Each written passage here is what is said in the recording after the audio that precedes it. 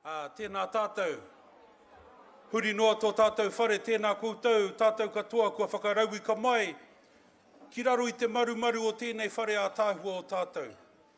Tuatahi rā, me tuku mihi tēnei ki tō tātou pāpa, nāna te karanga, nāna te whakatau i a tātou, i te rangi nei nāna no hoki ngā karakia, no reira e tikana me mihi kia ia. Ahoy anōra kia koutou, kua haere tawhiti mai, tātou kua tai, tata mai, huri noa tēnā tātou katoa, e te iwi, Maori whānui tonu kua whakarewi ka mai ki ora tātou. Ahoy anōra, e tika ana me tuku mihi a hau ki tētahi o tātou kāri kone i te pōnei. Taku tuahine i tū ki taku taha, i runga i te papa whakangahau, papa whakamihi nei, i roto i ngā tautata kua pahure ake nei. Ko ia tērā, ko waike atu, ko Jojo. I roto i te tau nei ka hoki tonu nei waku mahara ki aia. Ki ngā kōrero ona, ki ngā kōrero whakaiti i ahau, ngā kōrero whakamānei ahau, ngā kōrero whakarangatira i aia no hoki. Ka mihi tēnei ki tōna whānau kei Wainganui a tātou i te pōnei. Ko tōna māma kei konei. I paku kōrero tahi māua i te timatanga o te pōno reira i te whaia tēnā koe. Whānau, just really want to shout out to Jojo.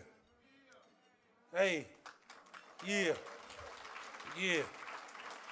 I will never forget her lips. I will never forget the time I got smart to her about how many rolls of lipstick she must have had to use just that one night. And then she said, I'm going to take you back to the motel afterwards and wipe it off all over you. And I almost fainted from embarrassment. And if anyone knows me, I don't get embarrassed, but by jingos. Whakamaka toa te poinei o te tai rāwhiti. Jojo, kei te mihi kia koe te tuahine. Mō hau te pōnei. Mō hau te pōnei. Hoi anōra, to help with our mihi te Jojo, anei tetahi kura, nāna tonu te Waiata nei i tito, ka hoatu ki te kura nei, ko te kura kaupapa Maori o Ngāti Kahungunu ki here taunga. Anei rātou ki te Waiata i te Waiata nei, hei whakarangatira i tō tātou tuahine, tōna aroha ki te kura nei, tōna aroha kia ngai tāua te Maori o tira, tōna aroha ki te whakangahau i te tangata.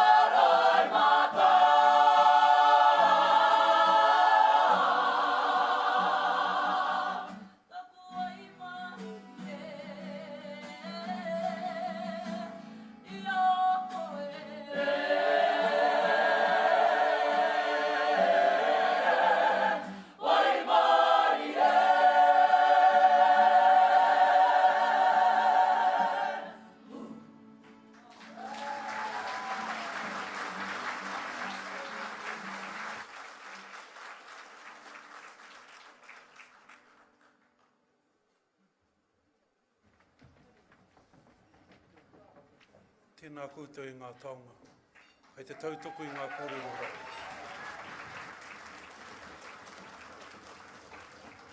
Aroha mai whānau, I thought they were singing a song that Jojo had written for them, and unless of course she'd like to write about how amazing she was, which I wouldn't put it past her, but that song was, by the sounds of it, was written for Jojo, and e tika katoa na ngā kupu. E tika katoa na ngā kupu, ngā kōrero roto. Nō reira, Jojo, haere koe ki te taho tō pāpā. Ki te rā taonga whakakata, whakaako i a tātou katoa a koronapi. Nā ko kōrua ki a kōrua, hoki mai anō ki a tātou te hunga ora kua pai mai nei. Tēnā tātou, tēnā tātou, tēnā tātou katoa. Hoi anō, katoa te rā, ka whiti anō te rā. When the sun sets, the sun must rise again. And we had to think to ourselves, who can we get to embarrass Te Hāmua as much as Jojo?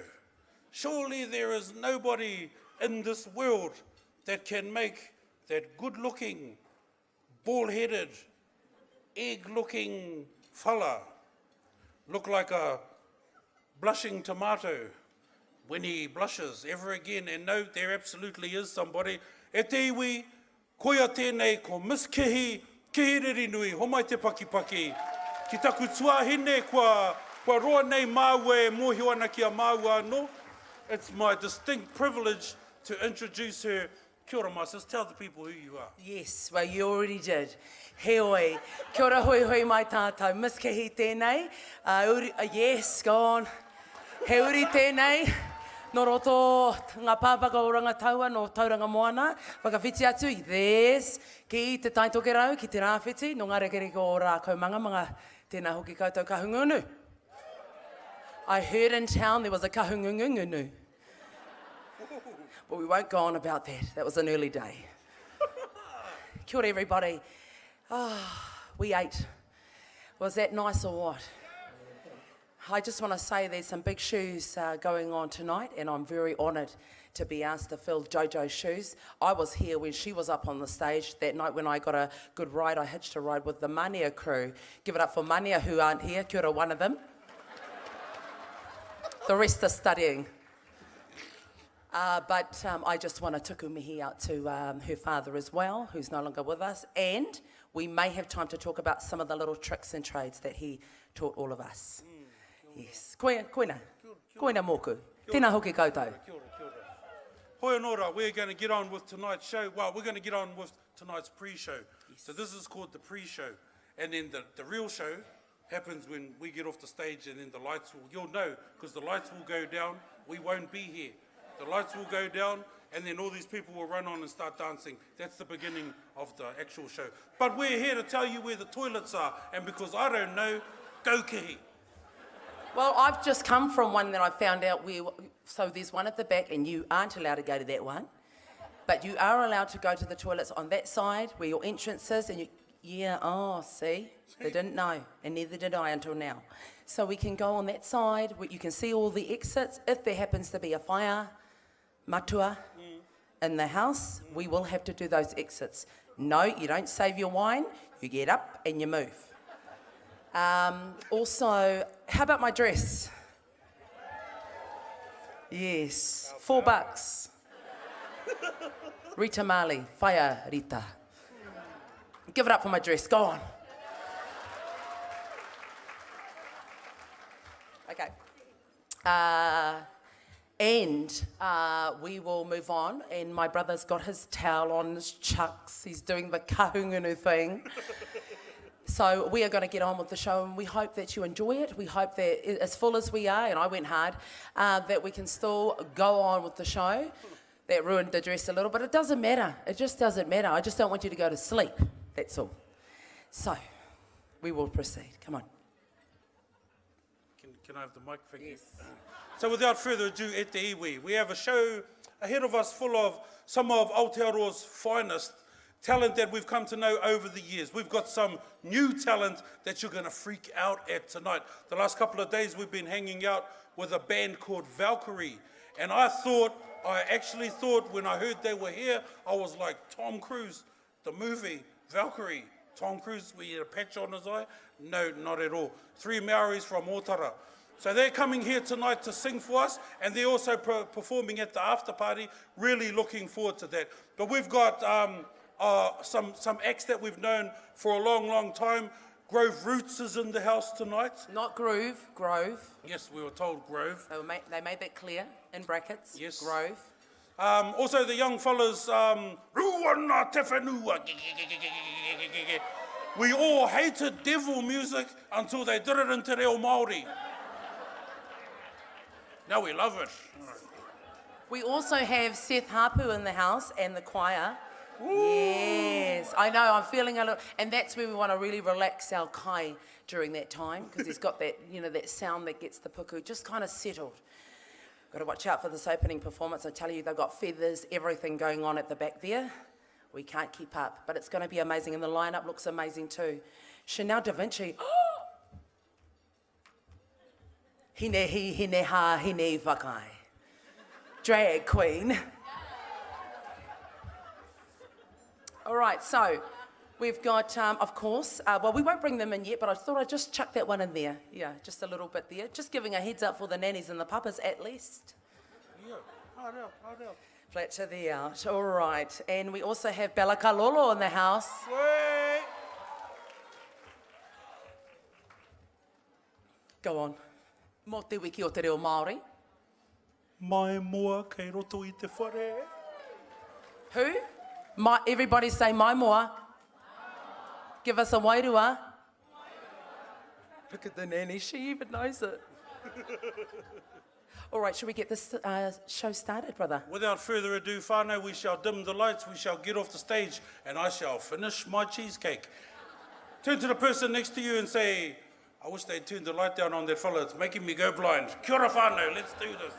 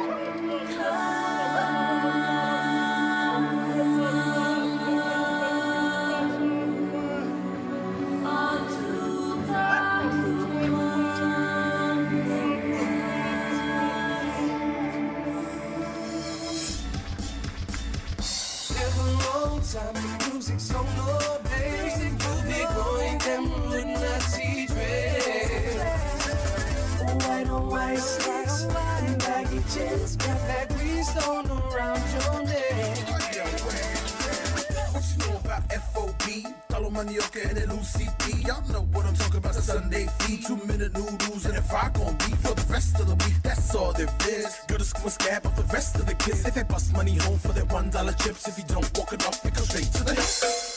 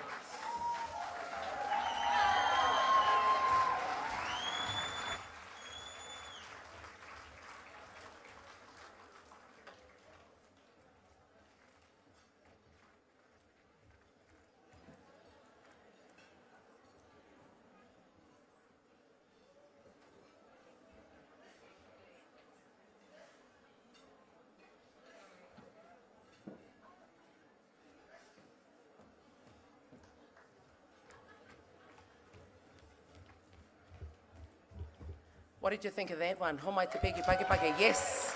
What a grand entrance. And I saw you all doing your words and your thing, and I was in my little Snapchat there. I don't think if it was successful, never mind. Look at the nannies. What's a Snapchat? No reire te we know mai haramai. Welcome to the 10th Waiata Maori Music Awards. Hoi anōra ko te tohu tuatahi o te pō nei e kia nei ko Best Maori Traditional Album, ko te Te Reo Māori Award, sponsored by Te Taurawhiri I Te Reo Māori. And will be presented by Tuehu Harris.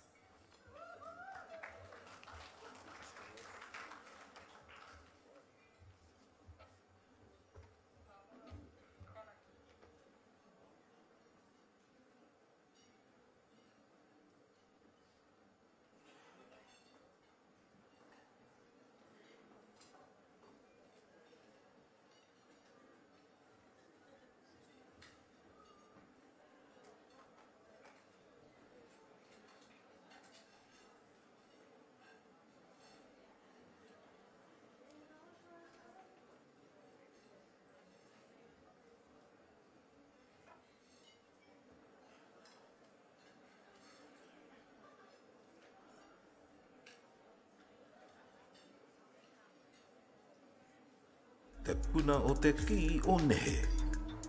Iconic Music Composers Award. Historical.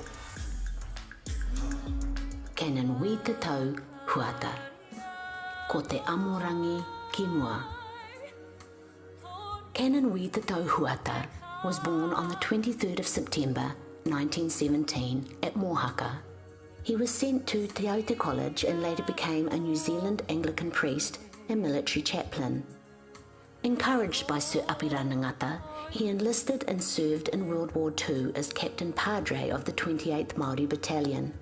During the Italian campaign, he helped stage many concerts and haka performances. After returning from the war, he married Ringohorato Moana of Ngāti Kahungunu and had 4 sons and 4 daughters. As a returned serviceman and loyal to his faith, Wee continued serving his people with prayer and kapahaka. He composed many songs that became Māori anthems, most notably his rendition of How Great Thou Art in Te Whakaaria Mai. He will be remembered for his contribution to the arts with his famous songs Pā Mai, A E I O U, and the most well-sung Waiata, Tūtira Mai Ngā Iwi.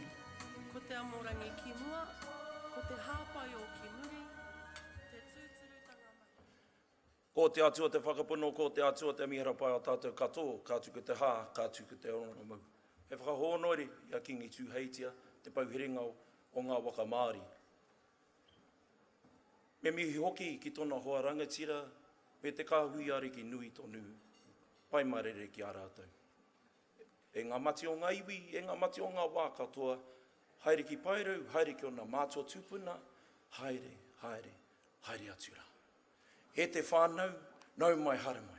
It's my privilege and my honour to meet Wī Canon Wī Te Tau Huata Aroha mai. When I was a young 18-year-old boy, when I first came to Kahungunu.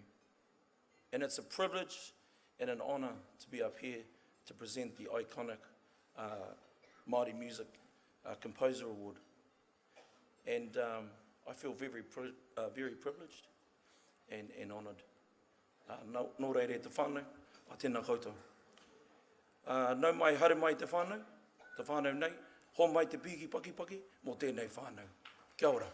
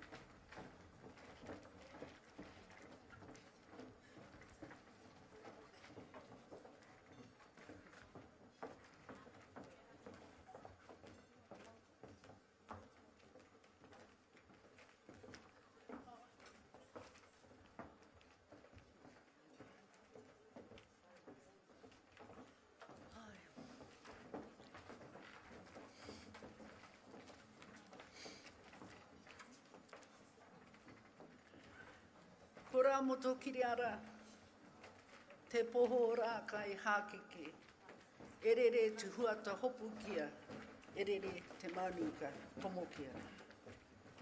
Tama te rangi, te aitanga hene manuhiri, ngai tāne, ngā tīmihi, ruapani, ti he kahungunu, ti he tāki timu waka. Ko te kāhui ariki, kia kōrua koutou, ko hēni, raua, ko maharaia. Ka nui te mihi atu, te mihi aroha, ai kia kōrua, nau mai, haere mai. Ki ngā kuru paunamu, kiri tōkia e te tōmairangi. Ka haere I ki rungara, ki ngā whetū, ka piu ake I te taha tō māma, tō pāpa, te kenana wi te tau, praere, hemi, tama. He wai tohu,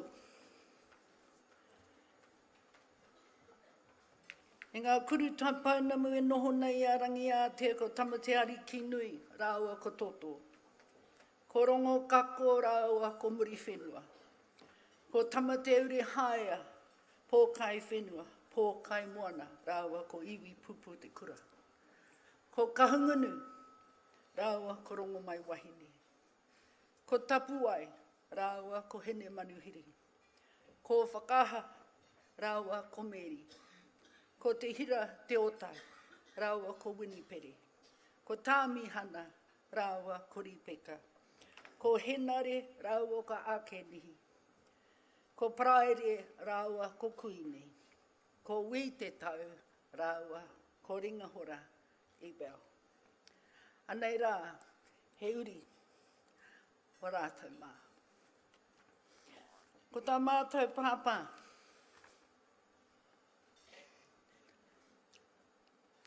his songs numbered 1,005. Te Amorangi anointed at birth, his destiny set. Ko te Amorangi ki mua, ko te hāpai o Kimuri. Koera ko te whakatauaki o Nehera. Ka hanga tētahi ki tēnā whakatauki, ko te tūturutanga mahipono o te Maori mana motuhake. Let God be the spearhead, let God be the first word, let God be the last word. Te tūturutanga mahipono o te Maori mana motuhake. With Amorangi as a spearhead, achievement will follow. Our father went to Te Aute, and his first station as a minita was in Kahungunu ki Here Taunga. He set up Sunday schools and Bible classes throughout Here Taunga, and from there he taught the gospel as well as te reo. He wrote many songs. He wrote the Waiata a e I o u. The whole of New Zealand sings a e I o u. That was about the reo since colonisation and then urbanisation of our people from the rural areas into the cities. Koera, ko ngaro ke te reo, te whakapapa, kāre mōhio ngā Māori in ngā 1960s, Norway, Ngāwai, Kōwai. So through the scripture, the gospel, and Waiata is how our father set about to spread the gospel. In World War II, he was the padre of ngā tamatoa tūmatau I ngā rua tekau Māwaru. Through there, he encouraged the men of the battalion to put their voices through song, himene, gospel, sacrament, and also they had the strongest kapahaka group. He then went to Te Pariha o Te Ngai, whakaarewariwa, tūhaurangi ngā tiwahio. He was cared for by Te rangi te aria, Denon, Guide Rangi, and her sister, Ngātai. And those were his mission ladies, and whilst he was in Te Arawa, he wrote more songs through the Sunday schools and the Bible class. So our father has written many songs. I think I need to set the record straight in terms of nā wai I hanga. So Dad wrote a e I o u, whakari mai, tūtira mai ngā iwi. In fact, he wrote many, many songs. Kua rongoronga ake ahau. And for us, our father, it's way overdue for him to be acknowledged for his compositions. So he was a great father, he was a great leader, he was much loved by the people, and also many of those years he spent 9 years we went to Waikato Maniapoto, to Te Kuiti, and that was his parish. Dad's parish, he didn't have a church, his parish included all the churches were all the marae. Throughout Waikato, Maniapoto, had a very close relationship with Kingitanga and Te Ariki Nui, Te Wahine Tapairu, Te Atairangi Kahu. And from those times, we spent many glorious days in Waikato within the embrace and ringohora of the people. Nā reira, koinga a te whānau, they say, hurry up, you can hear them getting hoha. So, koira, we're just going to sing it now. Kia ora tātou.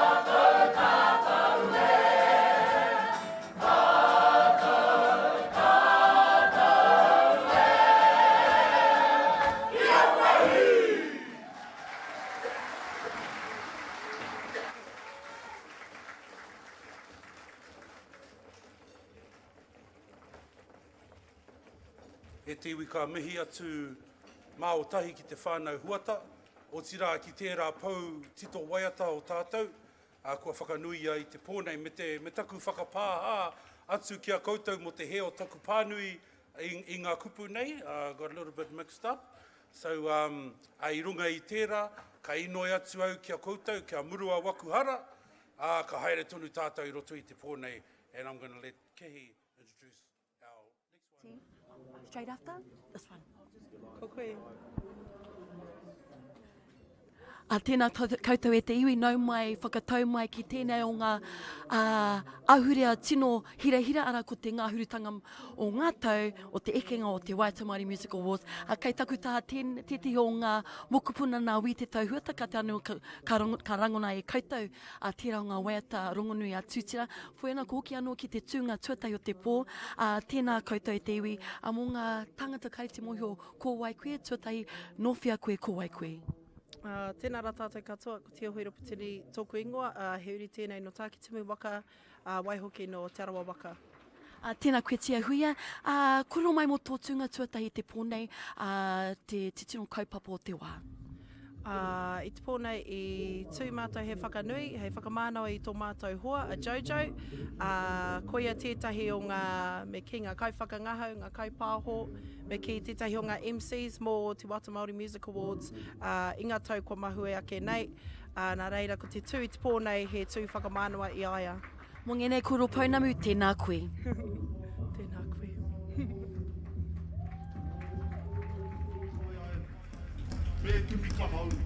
Tira, lazy Rika.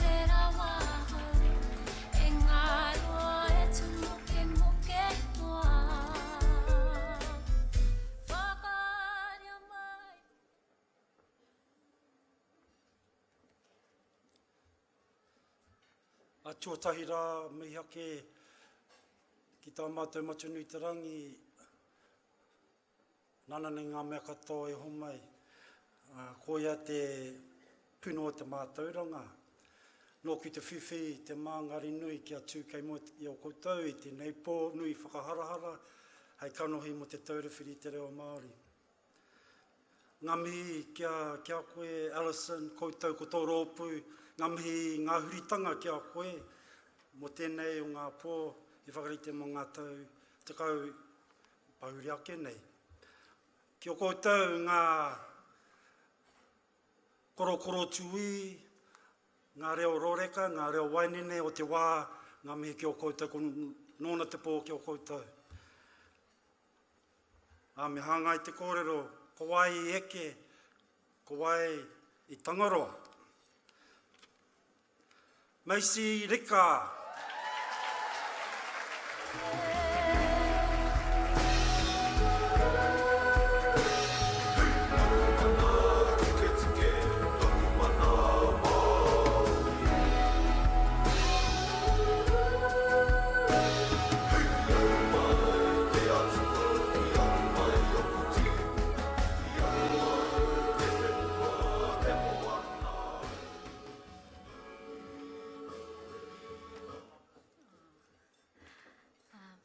Tuatahi me mihi ka tika ki a koe te minita nā hau i tūwhira i tō tātou pō.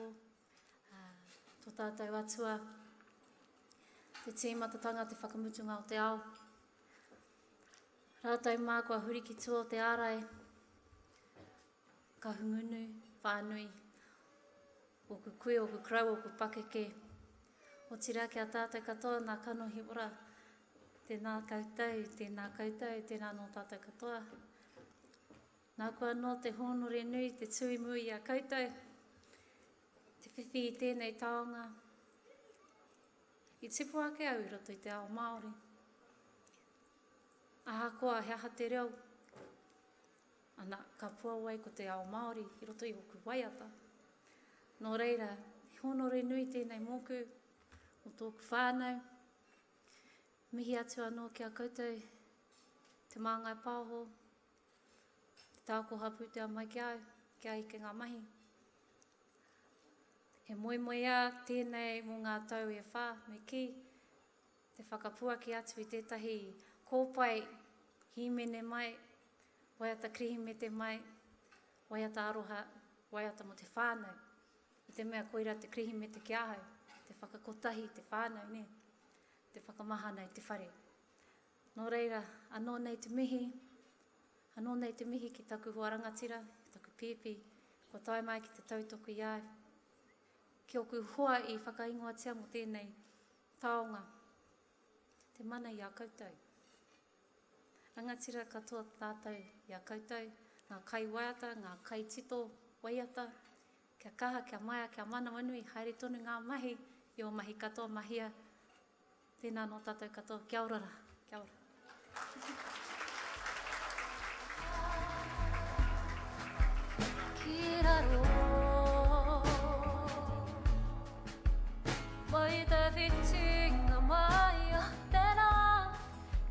Tika ana me paki atu anō tātou kia Maisi Rika. Honore nui. Yes, and I tipu ake koe I roto I te ao Māori, we can so tell, especially with all the Waiata, and she's beautiful, isn't she? She's actually a lovely soul. What you see is actually what you get in front of you too. That's right. Hey. That's right. She eats lovely too. And in lovely this week, eater. te wiki, te wiki o te reo Māori, it's so lovely to be able to have that award mo te reo Māori te take. I roto tonu I te marama nei anō hoki. Yes, me te rongo I tana reo, I a te wā, it's like a bit of butter off a fry bread, eh? Just melts. Oh, with kina on it. Kei taku tahi tēnei wātiti o ngā mārei kura o te ao puoro, te au nei kareka he tika, kare he take hei whakamārama ko Waiata, engari mō koutou kare te mōhio, tēnā kei taku tuakana, nōwhia koe, ko wai anō koe. Tēnā rau atu tātai katoa, ka meisira ka hau, ko putawa ki te maunga, o hine mataro te awa, ko mātā atua te waka, ko Ngāti awa, ko tūhoi, ko te arawa, ko te whānau apunui o kuiwi, e ngā mana e ngā reo, tēnā no tātai, kia ora. Mauri ora ki ngō tātai whakaheke, tēnā koro mai mo te taonga kei tōringa i tēnei wā. I ki atu a hauiringa i te atamira i tēnei pōna, kua no te honore, te tū, ki te Waiata mo te iwi, ne? Ki te whiwhi i tēnei taonga. I tipu ake au i roto i tēnei ao, i te ao Maori. I Waiata hau, i mua tonu i taku tuhinga i tōku ingoa, i Waiata hau, i ngā Waiata Maori, i te kōhanga. Reira, i poipoi a tēnei taonga i roto i au, i waiwai tēnei kākano i roto i au, mai i au e pakupaku ana. No reira, kare he kupu hoa i te mea he tino ki he hōhunu tēnei taonga, tikanga, o te tikanga Māori. Heka, he karanga nui me ki, o utaina ki runga i au. No reira, harikoa, my honour and privilege to be here. Hei koero whakamusunga, hea tete o ngā tino paenga o ngene tumo o huinga ki a koe? Ko te whakawhanaungatanga, te kite atu i waku hoa kai Waiata, te whakawhitiwhiti kōrero, te whakawhitiwhiti Waiata, koera, te kotahitanga. Neira te koero mai i te waha tonu o Macy ko te kotahitanga, tete o ngā tino kaupapa o te huinga nei, tēnā koe kai te tuaine. Nā no koe hoa ngā mihi nui kia koutou mota koutou tautoko mai ai. Ngā wā katoa, kia ora. Mauri ora. Tōku mana Māori,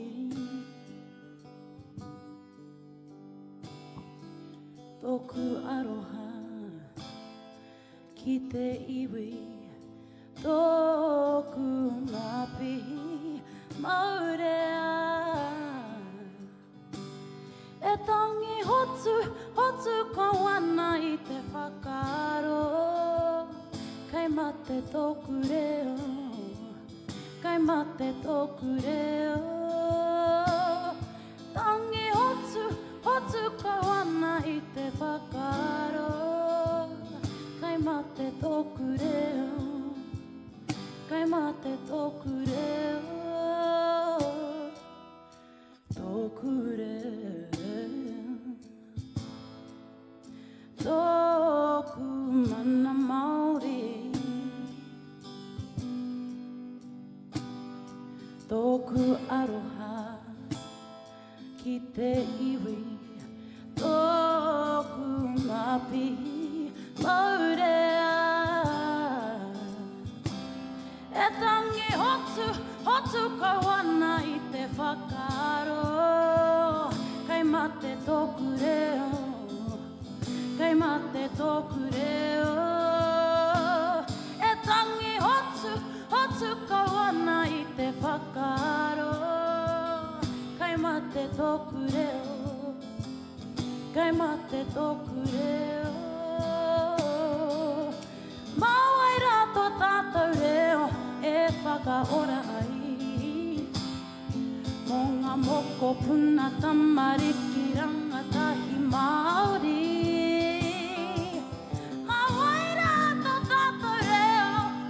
Whakaora ai, o ngā uri whakatipuranga e whai ake nei. E tangi hotu ka wana i te whakaaro, kai mate tōku reo, kai mate tōku reo. E tangi hotu ka wana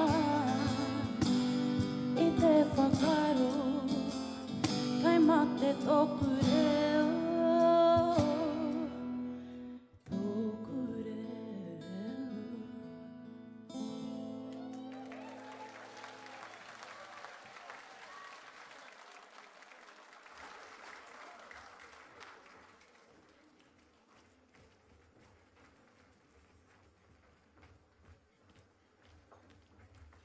Kei te mihi ki a Amber, me te reka o tōna reo, o tira tōna reo Waiata, ngā kupu anō hoki, kei roto i tērā Waiata, e aki ana i a tātou ki te kōrero i tō tātou reo rangatira. Me te me hoki, you know, te mite o te reo, o tana reo, te rere, just, you know, she's got all that little stuff going on. You know how they do it? And then you just kind of close your eyes and you just drift with it, and she does this little power shot number. Yes. You go with it, eh? It was right there. Yes, like the $6 million man. It's called Soul, my sister. Soul. Yes. Yeah. Koenora, talking about soul, kia huri tātou i nāia nei, ki te wāhanga nei, e kia nei ko iconic Maori keeper of traditions. And the award is presented by Tasha Romana, and this is the Te Puni Kōkiri Award. Kia ora. Tohu, kai tiaki tikanga puoru. Iconic Keeper of Traditions Award.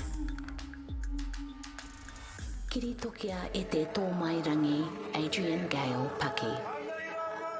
Tō ia tainui, tā patu ki te moana. Tō mai rangi Paki was born in November 1953. Her mana spanned Waikato Tainui in the Motu as ka huiariki of the Kiingitanga. Tō mai, as she's affectionately known by many, was inspired by her mother, the late Te Ariki Nui Dame Te Atairangi Kahu, to have a great passion for the Maori performing arts. It was here that the princess would be introduced to many mentors and tutors over the years, as she drew on her expertise and knowledge. She performed for Tani Wharau in the first Polynesian Festival in 1973, eventually leading her kapahaka to win first place in 1981. In 1983, Tōmai won the coveted title of Top Female Leader, which awarded her a scholarship from the Queen Elizabeth II Arts Council of New Zealand to study Hawaiian dance. This saw the birth of Ngā Keiki o Ka'aina, her own halau hula. In 1984, she participated in the opening of the Te Māori exhibition in New York and accompanied the Wakataua Tāhere Tikitiki II to Perth for the America's Cup in 1986. Tōmai began her contribution to the Aotearoa Traditional Māori Performing Arts Society in 1992 and served on the board for many years. In 2008, she also started Waikato Tani Wharau o Tainui Rangatahi Kapahaka, taking them to Beijing for the Chaoyang Spring Festival. She also accompanied Waikato Tani Wharau Taikura to the inaugural Matariki Kaumātua Kapahaka event held at Te Papa, where she was named patron of Hekura Te Tangata Trust. She accepted the iconic award for composition at the inaugural New Zealand Maori Music Awards on behalf of Te Pueaherangi and Te Wharekahuiariki in 2008. We salute her for all her achievements. Tōmai's whānau are humbled to accept this award posthumously on her behalf. Dide hau, pai Māori re.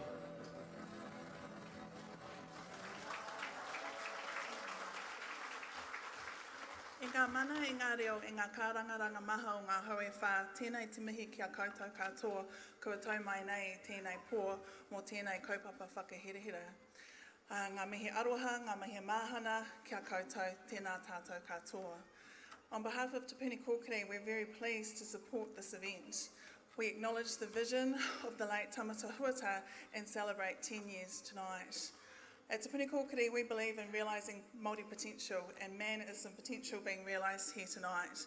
To those organisers, to those being acknowledged tonight, to all of those supporters and whānau that celebrate in our success tonight, tēnā koutou katoa.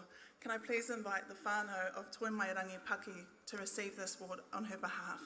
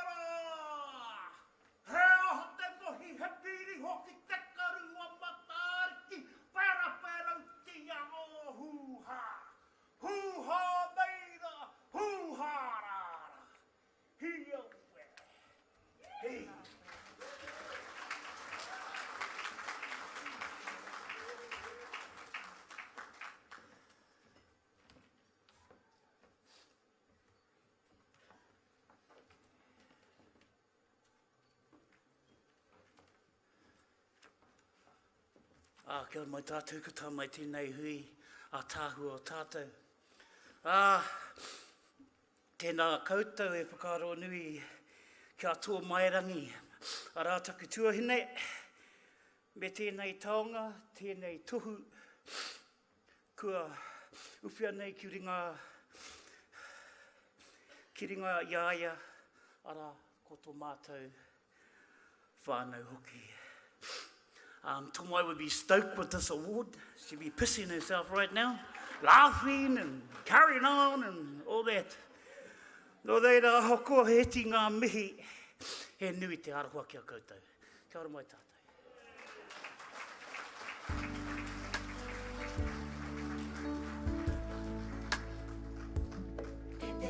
E taiki uta kei mau ki tā. Ka tāpiri atu a hau I waku mihi ki wera kia tō mairangi. Te tohu kua uhia ki runga iaia e tika ana. Nō reira, tēnā koutou e te whānau. Whakahukia atu te taonga rā ki tō koutou kāinga, hei whakamaumahara ki ai. Yes, me te mea hoki no te raunga kāhui o a tātou kāhui takāpui, ka mihi ake, no reira homai te pigi pake. Nau mai hoki mai ki tēnei o ngā pāhotanga I whakapātu nei kia koutou mai I here taunga mō tēnei o ngā hutanga o ngā tau mō te Maori Waiata Music Awards. Kei taku taha tete o ngā mātanga, a tete o ngā taniwha no te awa o Waikato mō koutou kare te mōhio. Can you please let us know where you're from and who you are? Ko Maharai a taku ingoa, o taupuri te maunga, Waikato taua, he piko he taniwha, he piko he taniwha. Tēnā, koro mai mo te taonga kei tō ringa I tēnei wā, me o tino mahara mo tō tuahine a tō mai. He tino honere ka whiwhi tēnei tohu kia tō mai, mean, awesome. And when you do think of your sister, what are some of the key things that come back to you? Going over it over and over and over and over again, tino hoha. Yeah, she just used to just make us keep on going, doing it until we got it right. Yeah. And that's how you achieve excellence through repetition, being a stalwart that she was in terms of her haka expertise, making sure you guys got it right. Yeah, she was a hard taskmaster. Different style these days. It's more inclusive. But in Tomai's days, it was her way or the highway. Now, when you think of tōmairangi in terms of te tua te wahine, what are some of the things that she liked to encourage in terms of how wahine did their haka? Well, she was a wahine who beauty was in using her whole body, using your whole body, and it wasn't about how slim you are or how perfect shaped body you are, but how you used it. There you go. It's all about how you use your shape, not the size of your shape. Tēnā koe maharaia. Te whare mō Seth Hapu and the Rātana Choir.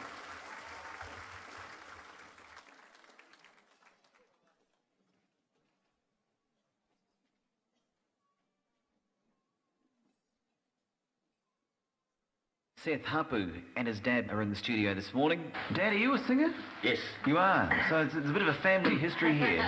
Well, I'll just give you a little bit of history.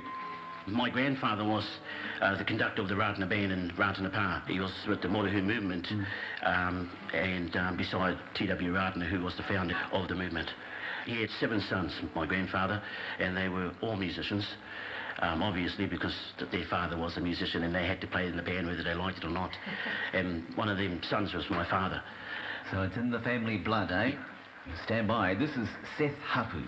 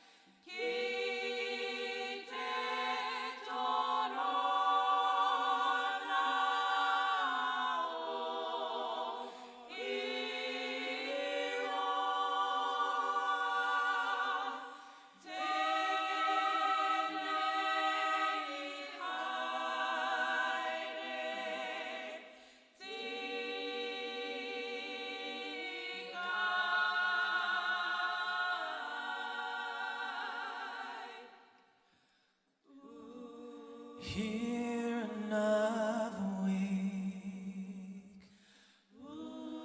Talk about your daily. Just to hear you speak. The little things you say. Off the cuff and out the window to the powder blue. In my Sunday best, 'cause it reminds me of you.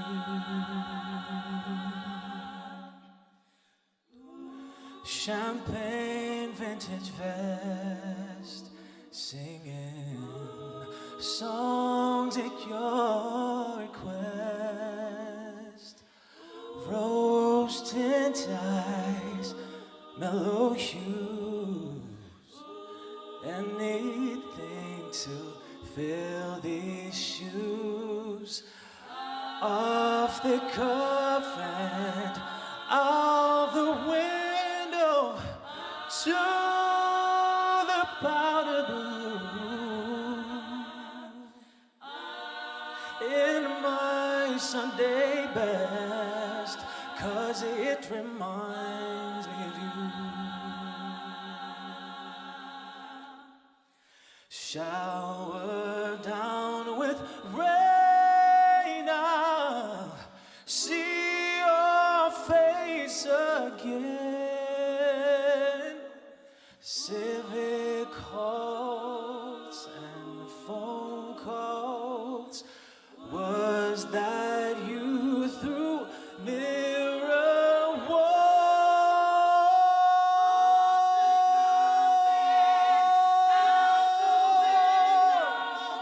To the powder blue. In my Sunday best, 'cause it reminds me of you.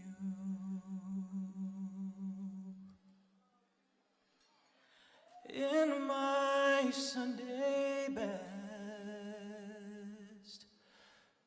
'cause it reminds me of you.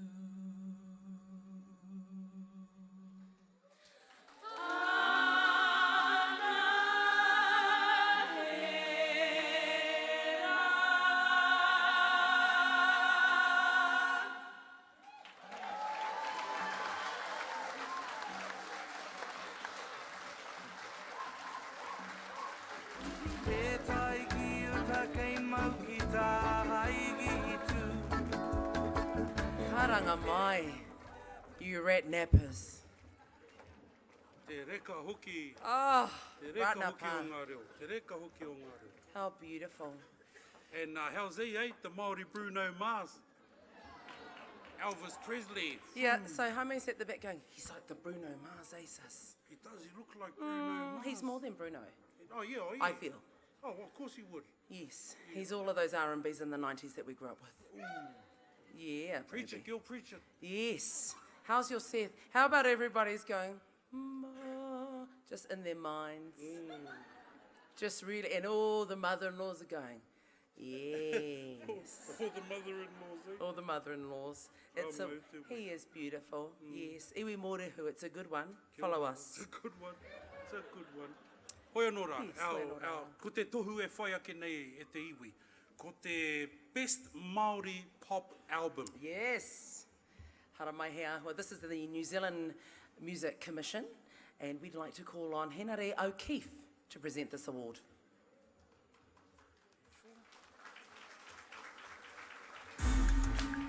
Tohu, kai Pōru Māori au taia. Best Māori Pop Artist or Artists Award. And the finalists are Guitar Party at Uncle's Bench, Troy King. Written in the Stars, Marka Fiesel.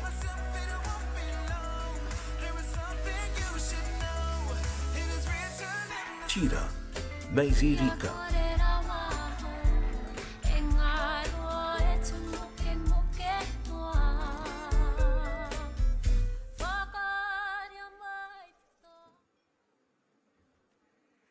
Kia ora koutou katoa.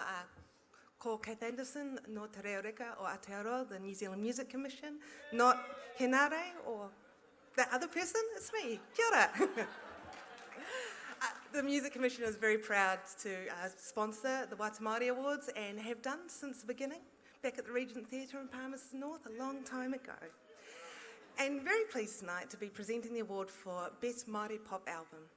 And the winner is Troy Kingi. Well, I take the piece of my house, Roseland, so will you, and Kingsland, baby. I'm only playing like half a man. As soon as it's over, baby, I'll be home as fast as I can.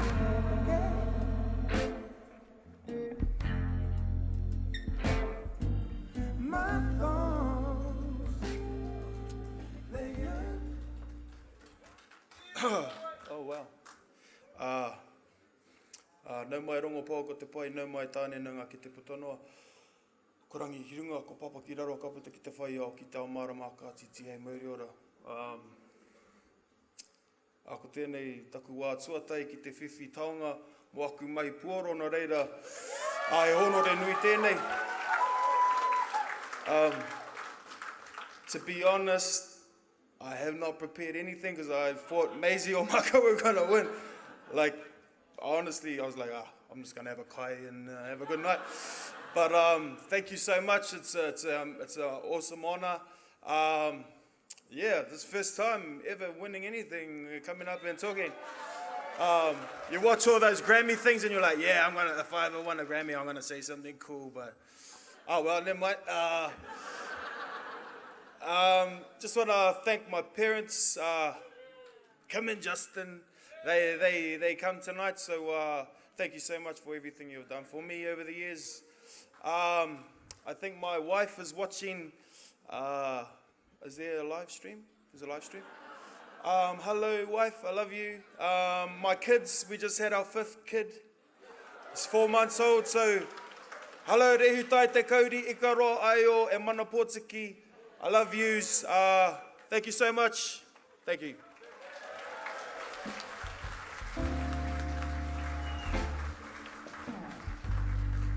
Beautiful Troy. Tēnā hoki koe. And how about I got that wrong? How about it's 1 each? 1 each. I said to him, damn it, bro. As we were walking off, I'm sure it was Kath Anderson. I know. I know him. So sorry, Kath. He doesn't wear Aroha mai. dresses. And I was so confident. Henare O'Keefe. Aroha mai. It's all good. Kath, that's us. Because you Anyway. weren't prepared, but Troy wasn't prepared either, so it I was, know. both of yous. None of us are prepared. No one's prepared. Do you know what? Do you know how I got here? Well, I'll tell you about it. Come on, let's make it quick. I certainly I'll don't tell know you how what. I got here. Me and... What you got your award for there? I don't know. I thought Maisie was going to win, so... Yeah. And where you from? Where's it from? Where you from? Where am I from? Yeah. I'm from Rotorua. Okay. From Rotorua, Rotoiti. Love me some rotuiti.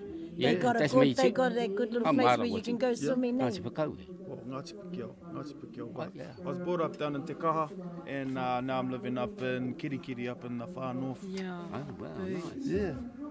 So how you feel about it? Oh, I can't believe it. I honestly thought I was just coming for a kite, Oh. to be honest. And there you are. He's my favourite guitarist in the whole world. Okay. Oh, I love me some Troy Kingi. Straight up. Congratulations. Thank you. Thank you. Very much. Thank you. All right, koe nā tātou. Hey? Boom. Wow. Joyce. I know he's like Lovely. legend, eh? It's one that obviously Kihi will never ever win. The iconic Maori Music Industry Award, this time presented by Henare O'Keefe from the Hastings District Council. Look at him, see? He looks different to Kath. Of course he does. Hara mai, Henare. Tohu, Ahu Mahi Puoru Iconic Music Industry Award. Bunny Walters. Born and raised in Katikati, Bunny Walters started out as a young pop star and cabaret performer in the early 1970s. His first single, Just Out of Reach, was released in 1969. 3 years later, his single Brandy, featuring the Yandel sisters, was released and reached number 4 on the New Zealand pop charts. He followed up his success with the song Take the Money and Run, which reached number 2 on the New Zealand charts. Bunny continued to sing, do commercial work and record advertising jingles throughout the 1980s and 1990s. During his career, he won a string of awards, including the Asia Pacific Broadcasting Union Popular Song Contest in 1986.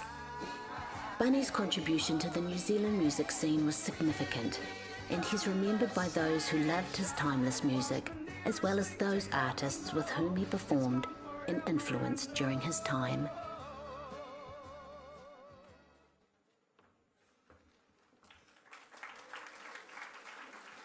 Kia ora tātou, nau mai whakatau e te mani tu ori o ngā hau e whā, e te tangata o ngā hau e whā, no reira mihi mai, whakatau mai.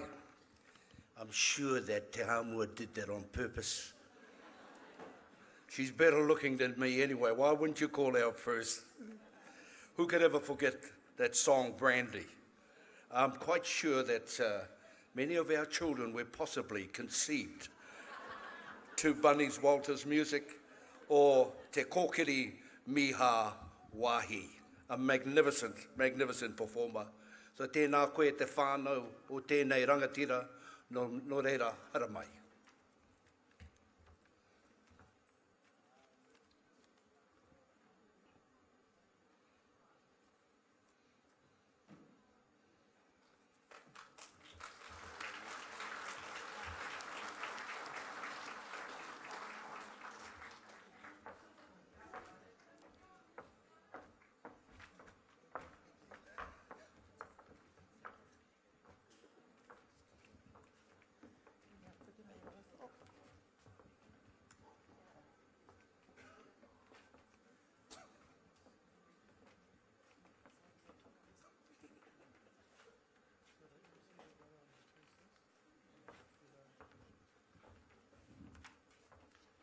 E ngā reo, e ngā mana, e ngā karangatanga maha, rau rangatira maha, a tēnā koutou. I'm Bunny's mate. We go back a long way.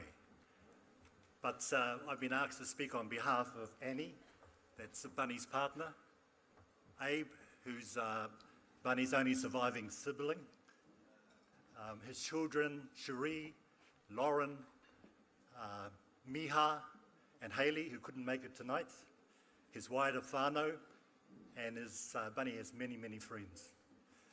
I'd also like to go back a bit to Joanne Walters, who passed away 2 weeks ago. It was Joanne who suggested that Bunny be nominated for this award.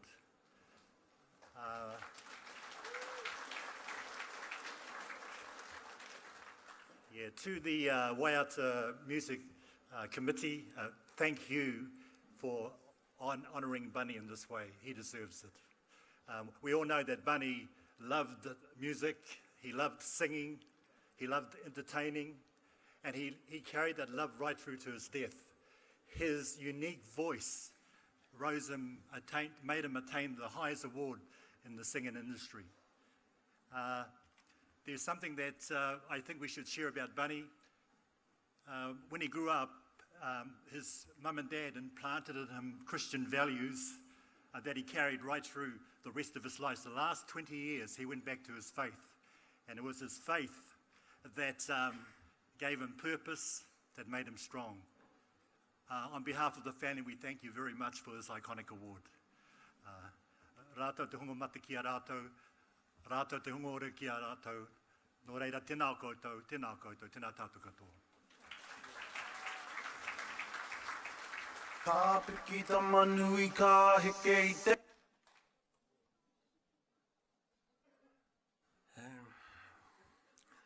I'm Bunny's older brother by 10 years, and when we started off playing in Rotorua in bands, he was 15 years old, and we took him on and chucked him in the front and said, "Get out there, boy, and do your thing." and we just lays at the back and just harmonised and played the guitar, lazy fellas. But anyway, I like to sing this song, just a short one, because when he gave his heart to our Lord Jesus Christ about 20 years ago, and I won't bore you too long with this one.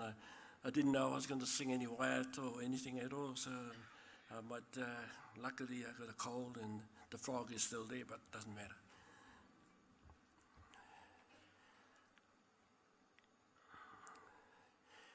You gave me time when no one gave me time of day.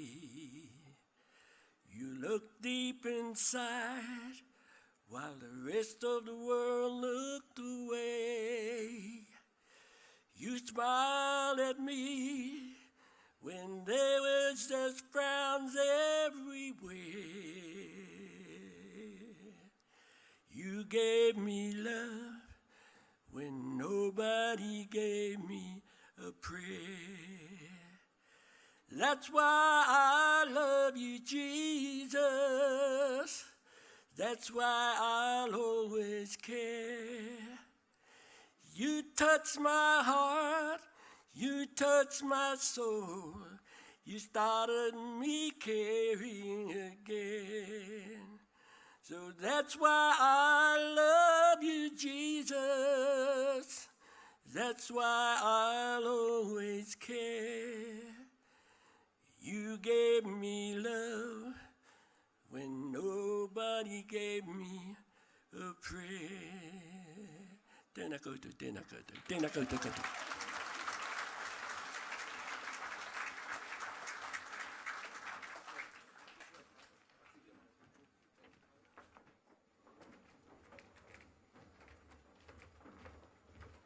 Ka mau te wehi e tika ana me mihi ki tērā rangatira Waiata o tātou a Bunny Walters, kia ora rā. After all, Bunny Walters was, born and raised in Katikati near Tauranga Moana, so it was only fit to be fabulous. We've got some really good talent down there. We're the port, Tauranga, Anchorage. We're in there, we're in bold on the map. How convenient. Tēnā koutou te iwi, nau mai hoki mai ki here taunga, kei konei mātou, hei whakatairanga, hei whakamānua, I tēnei o ngā hui tino whakahirahira ara ko te Waiata Maori Music Awards for 2017, the 10th year celebration. And with me I have now our representatives for the award that was just presented.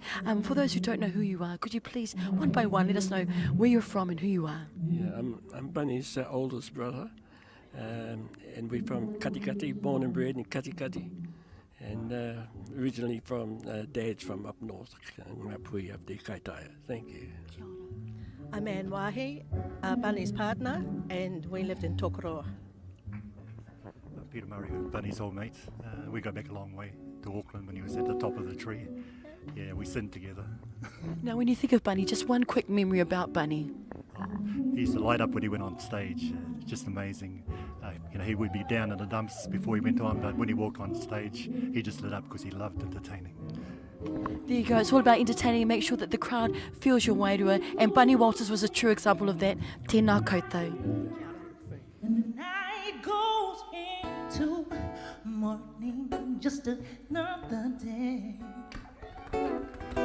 Happy people pass my way. I look into their eyes and see a memory. I never realized you made me happy over there. When you came and you gave without taking, but I sent you away over there. When you kissed me and stopped me from shaking, and I need you today, oh Brandon.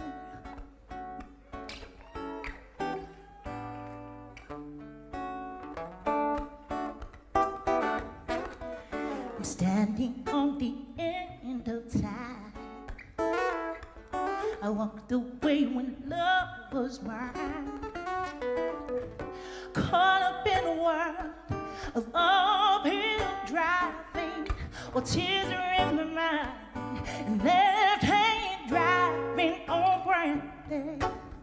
When you came and you gave I take in, but I sent you away, oh, burned up.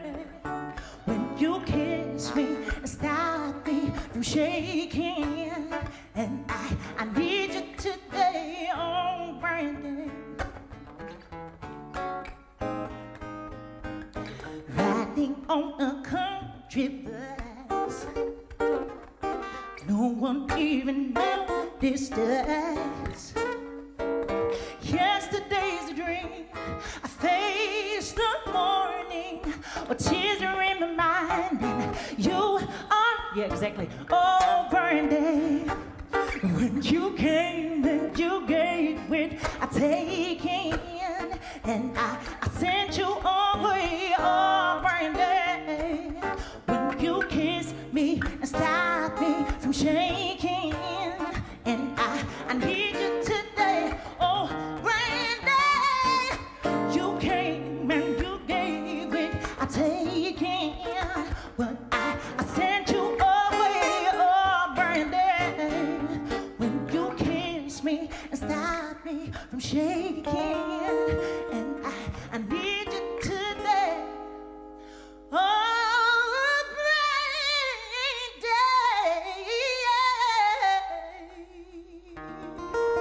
Oh my gosh, no pressure. Please give it up for Posino Vavainga. Thank you. Ka piki ta manui ka heke I te rā ko taku tai tai e karanga ngā manu ori te ngā kapua. My goodness. Te reka hoki Bella o te ka reo. lololololo. I'm at the back doing my little, quiet little paparazzi. Can I just ask you not to open your eyes like that again? These lights will get shy. They'll feel like inadequate. You went like that and almost I just ignore them. aliens come from outer space. People come from overseas to worship. When you go, be careful. We're pretty excited at the back there anyway. Yes. Hoi anō excitement continues. Ko te tohu e whai ake nei, Radio Airplay Record of the Year by a Maori artist in Te Reo Māori. And you can tell this is an important one because that is 16 syllables. It is, and do you know, actually we both come from radio. We're little radio babies. Can I give it up for the radio kings in the house, please? Radio people. If it wasn't for us, you wouldn't have us, which is all the TV and all that sort of jazz. So, No reira, no reira. No reira. Kia ora. No te whakaruru hau o ngā reo irirangi Māori pōhiri tia mai, Ebony Duff. Tohu, ko pai irirangi, kai pūoru reo Māori o te tau. Radio Airplay Song of the Year by a Māori artist in Te Reo Māori Award. The finalists are Maimoatia, Pūkana and Whānau.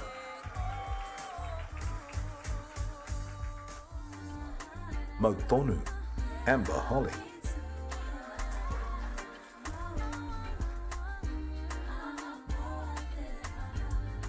Tau Ho Māori, Grove Roots, featuring Sian and No L.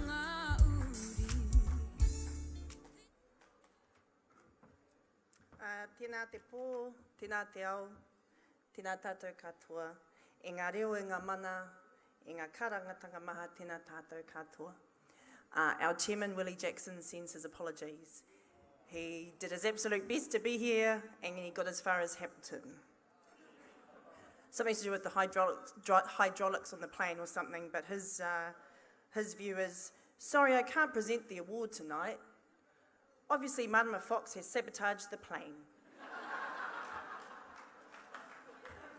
Hoi anō, congratulations on putting out this great kaupapa every year, and Te Whakaruru Hau o Ngā Reo Irirangi Māori is proud to support the awards. We congratulate the Waiata whānau for their fabulous mahi over the years. Of course, you all know that every year I ask for the awards to come to us at Urban Māori here in Auckland. So kia koe Narelle, I look forward to your phone call. Anyway, have a great night, and don't forget to vote for Mika and Labour next week. And speaking as myself, I hope not to receive any complaints from the BSA next week. And so I would just like to take this time to shout out to Pat Tirangi from Radio Kahungunu and her team. There's a live broadcast of the awards tonight that can be picked up through all our 21 networked iwi radio stations. Kia ora. And the winner of the Radio Airplay Record of the Year by a Māori artist, I Roto I Te Reo Māori Award, goes to Amber Holly, Mautonu.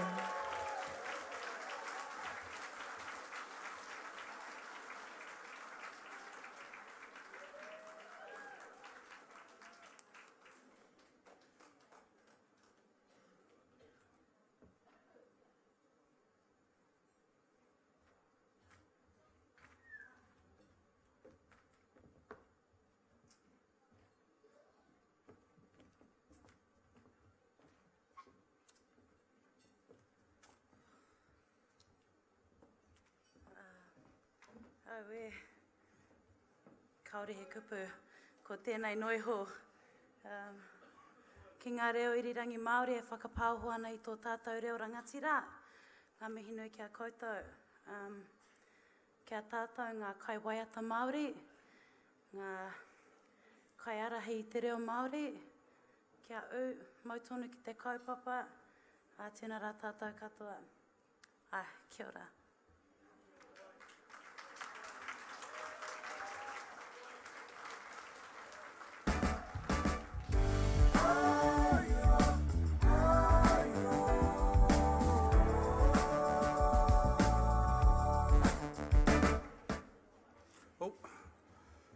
Kei te mihi ki a Amber o tira rātou katoa, kei roto I te wāhanga rā.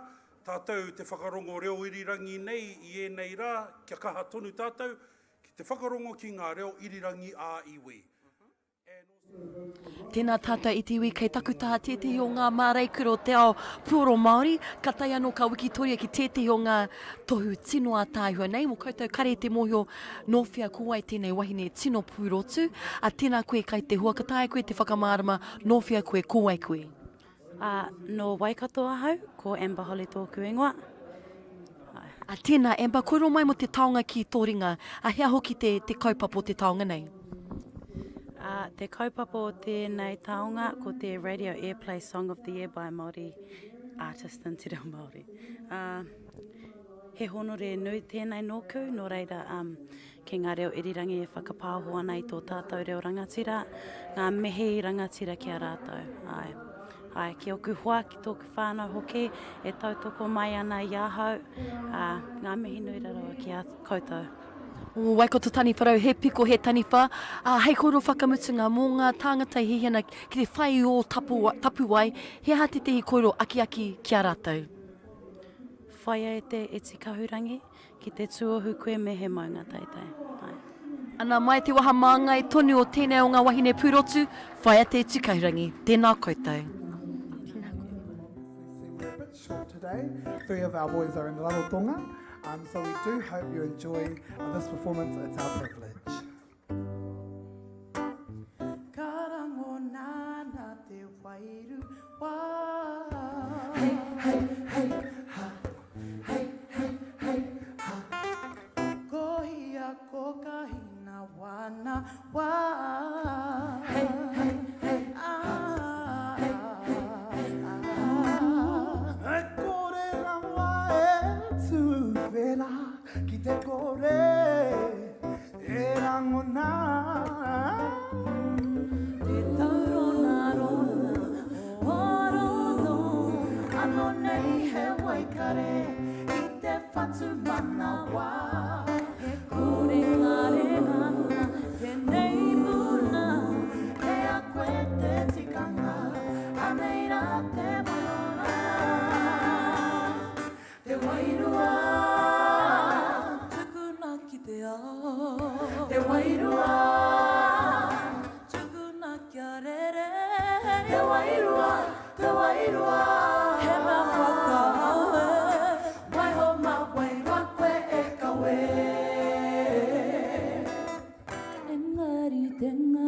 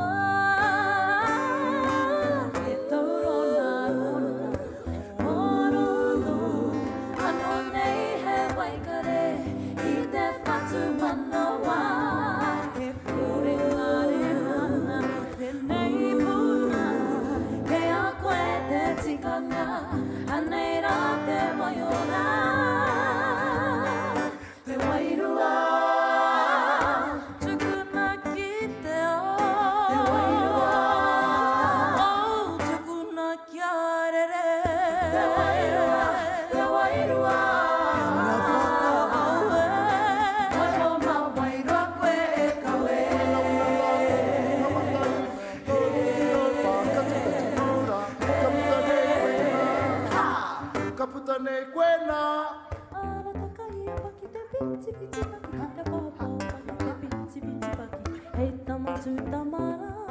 Paki mai te whanau te rea. Takahia paki te piti piti paki ki te mai moa paki te piti piti paki. Hei tamatu tamara. Hei tamatu tamara. Te wairoa. Te kuna ki te hoa. Te wairoa. Te kuna kia rere. Te wairoa. Te wairoa.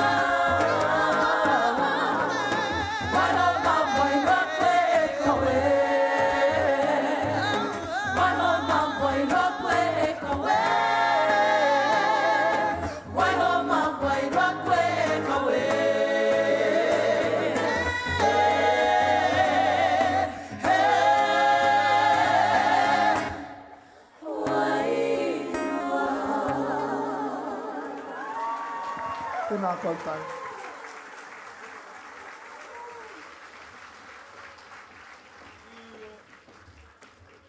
Ia, My gosh. mai moa. How's your wairoa? How are you feeling? They know what to do, eh? You know, kids today, well, young people, I should say, like us, they just know what to do. They know how to get into your bones. They know. They know. And Aria were they were primo. Yep. But these ones are cremo. Hey. Woo. Next week they'll be Dreamo. Hoi anō, kia ora tātou. Before I run out of things that rhyme with emo and I get a little bit emo. Chemo. Oh. Uh-oh. Oh, you had to go there. Had to go there. It's just a word, not a feeling. We've got a 10-minute break, so you folks do. can get over that one. 10-minute break, toilets over there and toilets out there somewhere. For those of us that went to Kura Kaupapa Māori, EXIT is the way out. And see you in 10 minutes where we will be having the second half. Ka kite! Kia ora, hui, hui.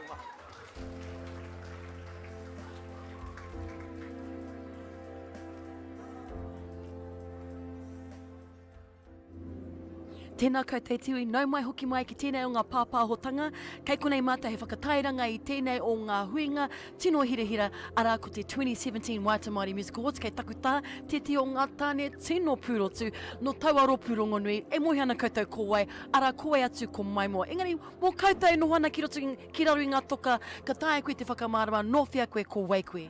Hai, o tēnā koutou e te iwi, o tira tēnā koe taku hoa ātāhua, mihi ana ki a koe, me tae e ana.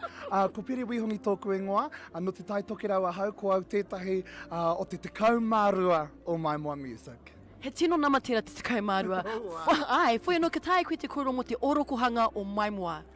Ka te he mea hanga te kaupapa nei e marama nāna tonu mātou i whakarāhui mai i ara ki te whakaaro kia whakanui ko te wiki o te reo Māori anei, te wiki e whakanui nei tātou. He mea tiki atu i ngā reo rangatahi me ki, hei tuku i tērā karere ki te iwi, nā i hua mai ko Mai Moa, te Waiata Mai Moa tia, me taku ohorere i whiwhitu ranga a Mai Moa tia i tētahi o ngā taonga kāre te paku mōhio, engari, ko te wātuatai i tērā i rongo i tēnā whiwhinga ki a mātou, he honore nui me ki. He oi anō, tēnei rōpua Mai Moa, kua tino whanake i tēnei tau, kua puta i a mātou tētai Waiata hau ko Wairua, he mea kawe e Cinco Cine, i raro i te hōtaka o Voices of Our Future. Ai. Ana, kura mai mo taua hōtaka rā? Ana, ko te reo, ko ngā reo ana mata me ki, he hōtaka e poipoi ana i te reo o te taiohi. Ara, ngā rangatira o a pōpō, ana ko te reo taiohi o nāena i tonu. Nō reira, tēnei tūmomo hōtaka e whaiwhai haere ana i a mātou, i a mātou piki me ngā heke, i a mātou e tito Waiata ana, e hopu Waiata ana, o tira e Waiata ana. Nō reira, koena te tūmomo wairua o te hōtaka rā. ki te koutou I Tawaringa, Wairua, ana e haki te mea he mahi a ngāwari noiho te whakahaere te tira wheraka te rahi. Nā reira, hea ngā koutou rautaki, kia noho tau, kia puta tonu I ngā hua.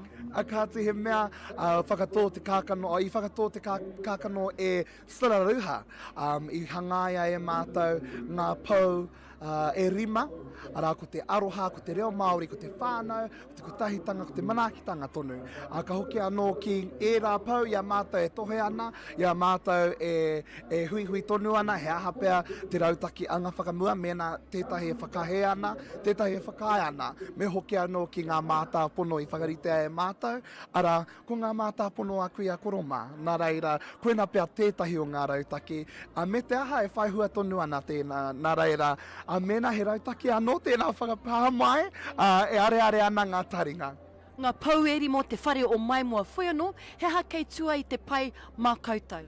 He oi anō, kāri te tino mōhio I tēnei wā, e whakanui ana I te wiki o te reo Māori kātangi, ko te whakaputanga tēnā o te Waiata haua Dave Dobbin, ara ko nau mai rā, he mea nui tērā te nohotahi tērā o ngā matanga o te a Waiata.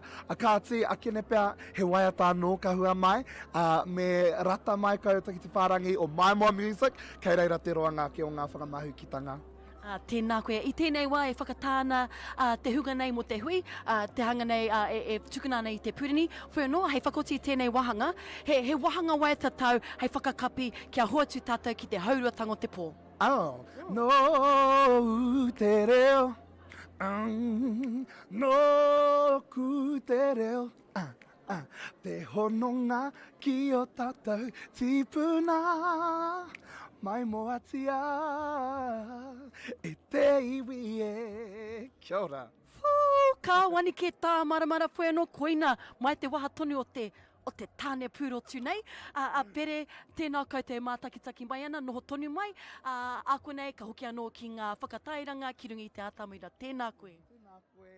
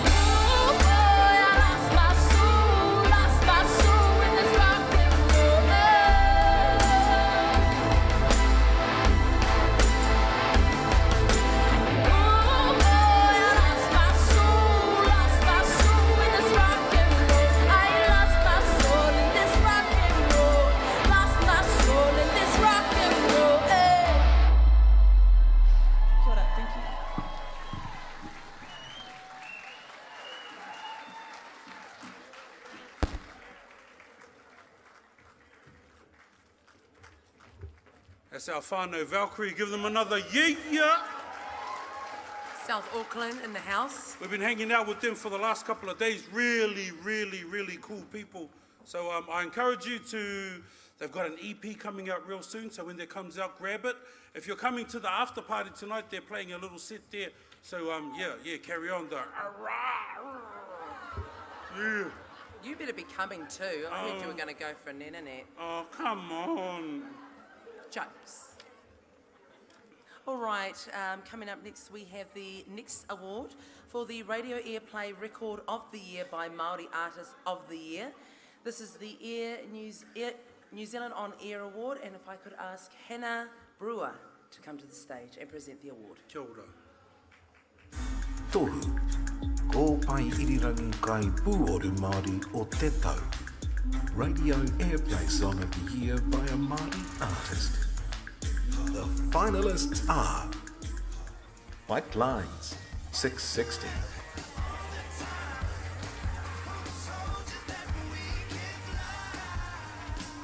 Now, Sons of Zion.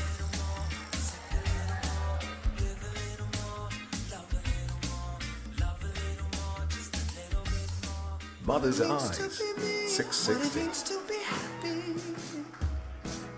That's what she hopes for me. That's what she gave to me. Tēnā tātou katoa. Tino hariko au e konei au I tēnei pō. Hei te whakanui o tō koutou taranata mō o koutou mahi o ngā Waiata Maori. Ngā mihi o ngā kaitono. It's an honour to present the New Zealand On Air Award for Radio Airplay Record of the Year by a Maori artist. And the award goes to 660 with Mother's Eyes. And 660 gallivanting around the world somewhere right now. I think one of them's in Vietnam, a couple of them in Auckland. So I'm going to see if this fits in my carry-on tomorrow. Yeah. Do I have to take it?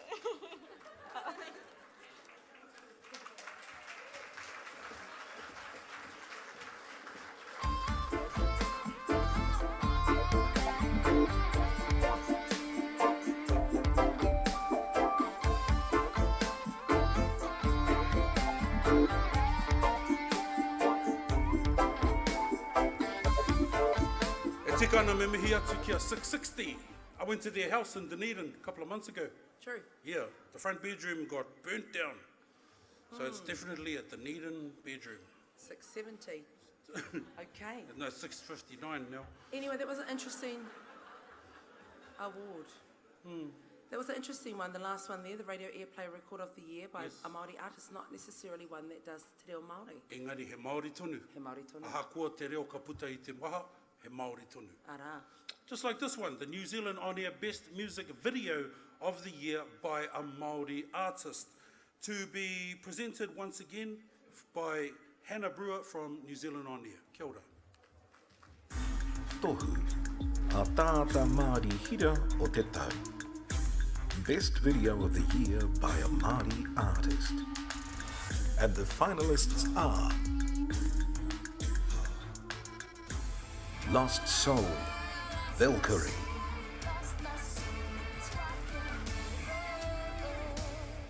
Ruana Te Whenua, Alien Weaponry.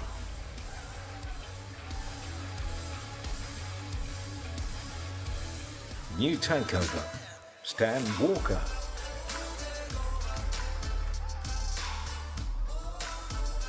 If Only, Teeks.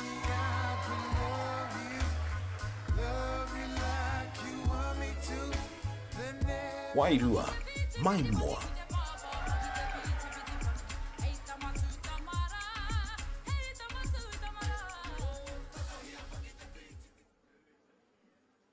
Kia ora again.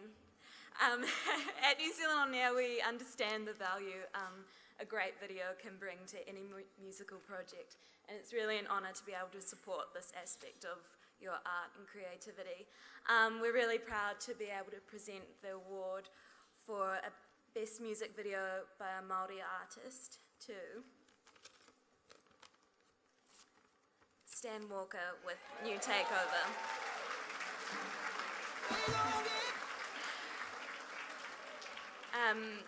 Unfortunately, Stan's not here tonight as well, so I'm gonna be carrying a couple of awards home to my flat tomorrow night, which is gonna look like a good thing, hopefully. Congratulations, Stan.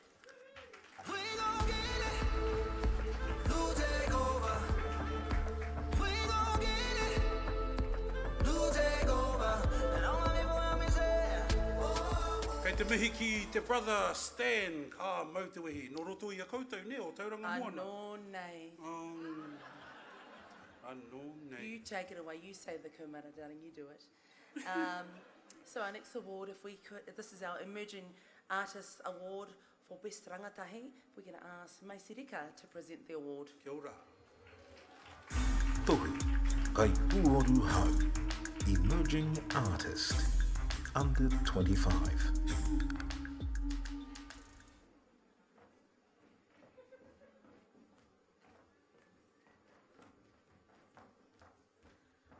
Tēnā no tātou kua huhui mai rā, tēnei kaupapa nui whakahirahira rawātu. Nā kua anō te honore, te tui mui a koutou ki te whakaingoa te, I tēnei kai Waiata, kai tito Waiata, kai Pūro Hau. This is something that is very close to my heart, is working with our rangatahi, because they are the future. They are the future of our music, they are the future of our reo as well. So I'm very proud to be here to present the award for our emerging artist. And the award goes to Ka Te Rama Pau. Tēnā koe.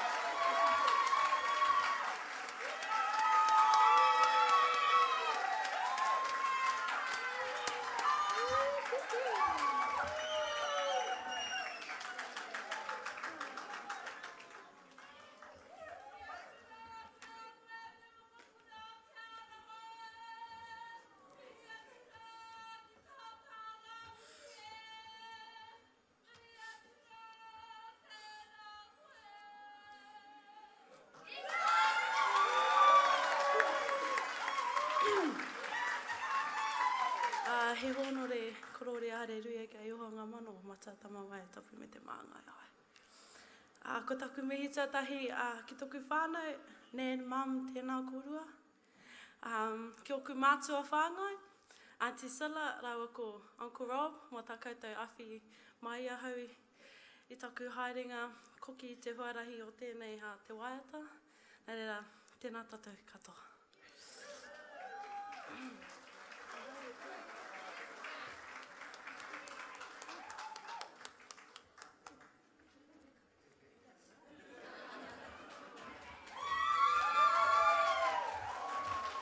Tēnā hoki koe kia Ka Te Rama.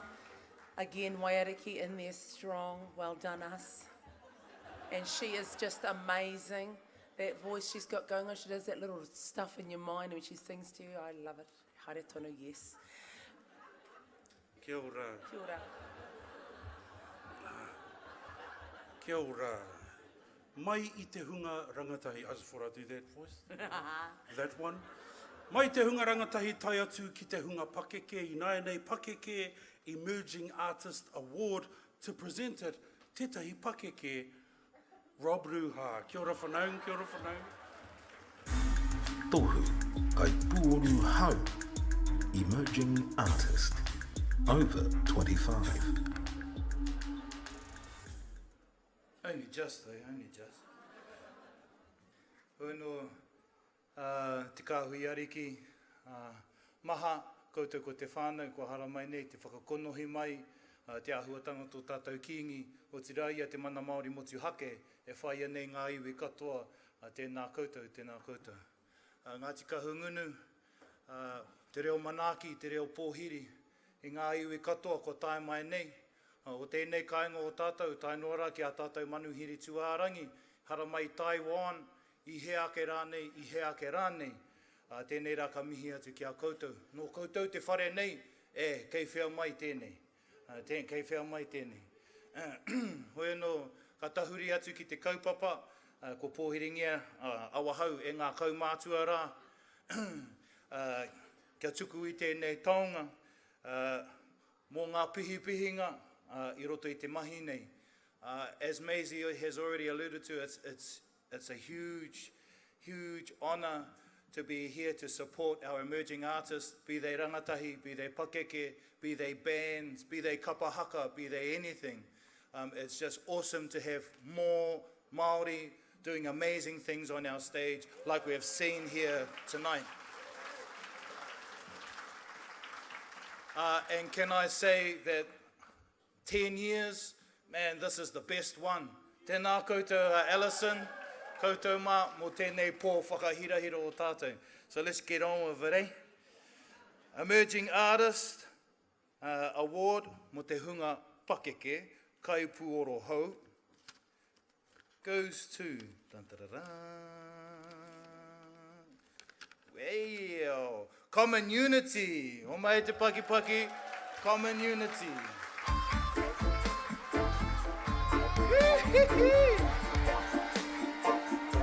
Oh, we can do better than that, Fauna. Give it up, give it up.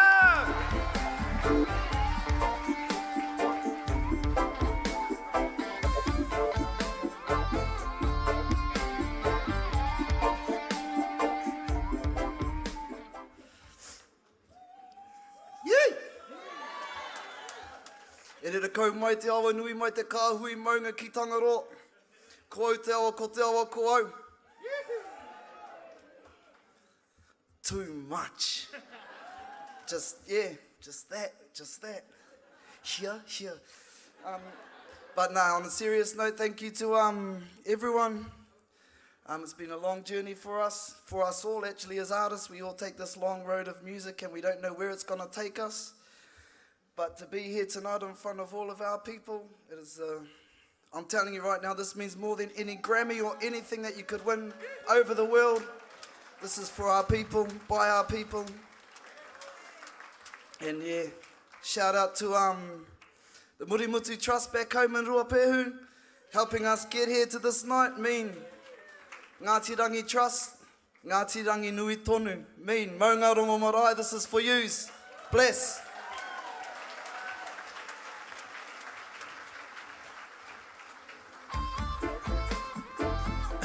Back to our kaumātuas, thank you.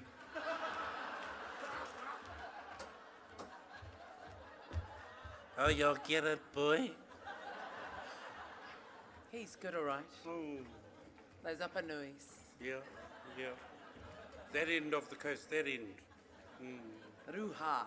Hoi no kei te mihi ki te awa Wanganui, te whānau o Ruapehu. Te rirohanga, kua riro i a rātou. E tiwi, nau mai anō, hoki mai ki muri i te ātāmira. Anei anō, nā emerging artist o te whenua nei, we have Ka Te Rama and Common Unity. Boom, how you going? Not too bad. How you doing, Auntie? Yeah, I'm doing all right. I got 8 days. I'm not going to sleep. But what about tonight? Are you going to sleep tonight? Yeah, I think I bet I got to go home to my wānau tomorrow, so in a good condition, so yeah. All right then. And what about you, girl? You going to sleep tonight? Yes, most probably, yeah. Shucks, you're making me feel real young now. Anyway, so how do you feel about this award, the awards night, and what does it make you want to do? This award means, like I said out on the stage, this is like more than a Grammy to us. This is our people's award, for the people, by the people. You know. You could be a politician with that line. That was pretty cool. Well, 2 ticks Māori Party. And what about you, girl? What does it want to make you do? It means everything to me. You know, we've worked hard, and I didn't even know I was getting this award. E hoa ma, so surprise. All right, that's up. I think we're wrapping it up. Thank you very much, Etiwi. Watch out, these emerging artists are coming to you. Boom. And then this car went driving down, so I thought, oh, well, I'll follow you.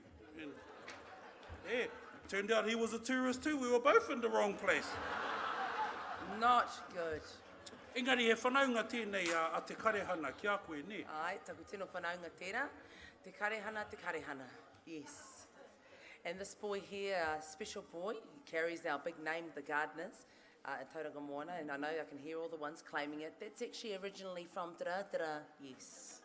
All of you are all the same. You're just different. So, yeah, like all of us. We're all the same, but we're just different. Yeah. Yeah, flat out. And of course, we know him as the TEEKS. Ooh, one letter off, no bloody good whatsoever, but he is Teeks with a K. Make some noise, whānau.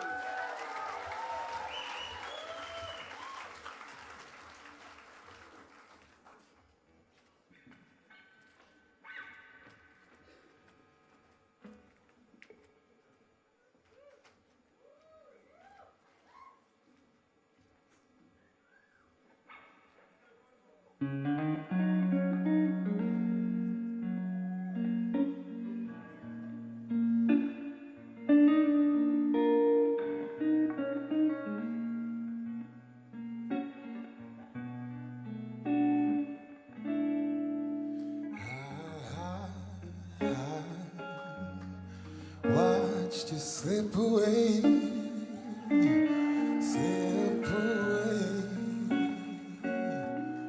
through my fingers when you left. Oh, you took away some part of me. I think I needed.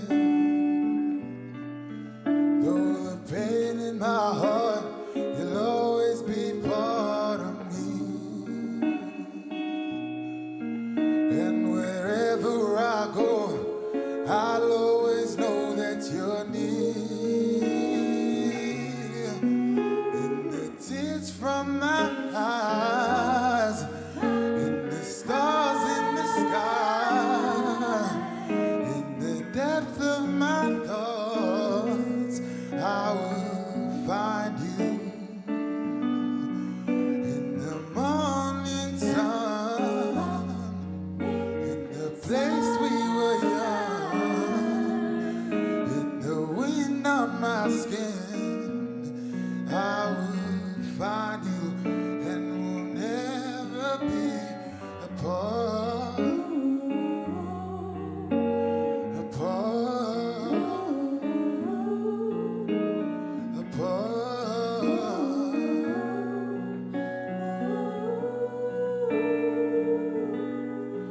And at night I pray just to see your face in my dream,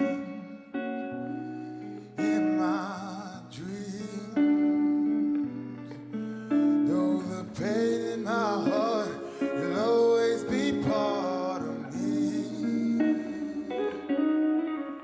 And wherever I go, I'll always know that you're near. In the tears from my eyes, in the stars in the sky, in the depth of my thoughts, I will find you. In the morning sun, in the place we were young, in the wind on my skin, I will find you and will never be apart. Apart.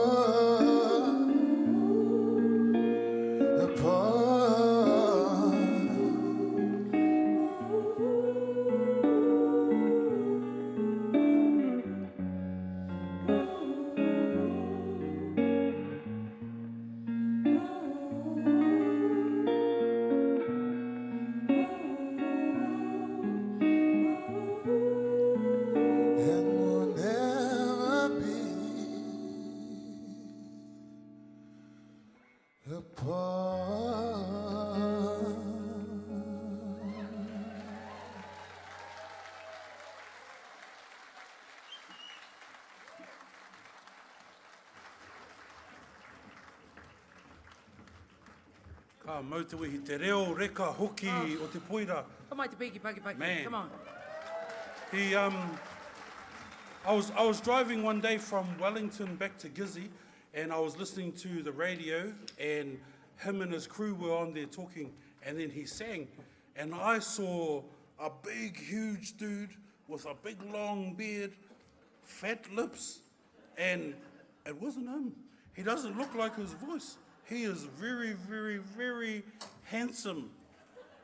If I knew what a handsome man looked like. It looks like that from Tauranga Moana. There you go. Oh, jingos, let's not And forget that sound, Tauranga Moana. you know, we do that. Oh, you do. All We of do you. that sound. All We of do you that fellas. sound. Woo, hoia nō rā nei, tētahi atu sound. Ara. How's that for a segue? There you go. Best Maori urban rap, hip hop, R&B. Presented, this is sponsored by Radio Kahungunu, or from Radio Kahungunu. It's presented by Tuahine Hakiwai. Tohu, kai oru Māori noho taone au taia. Best Māori Urban Artist or Artists Award. And the finalists are me, my selfie and Ice Pro, Tai Pariwaka. A place to stand. Ray.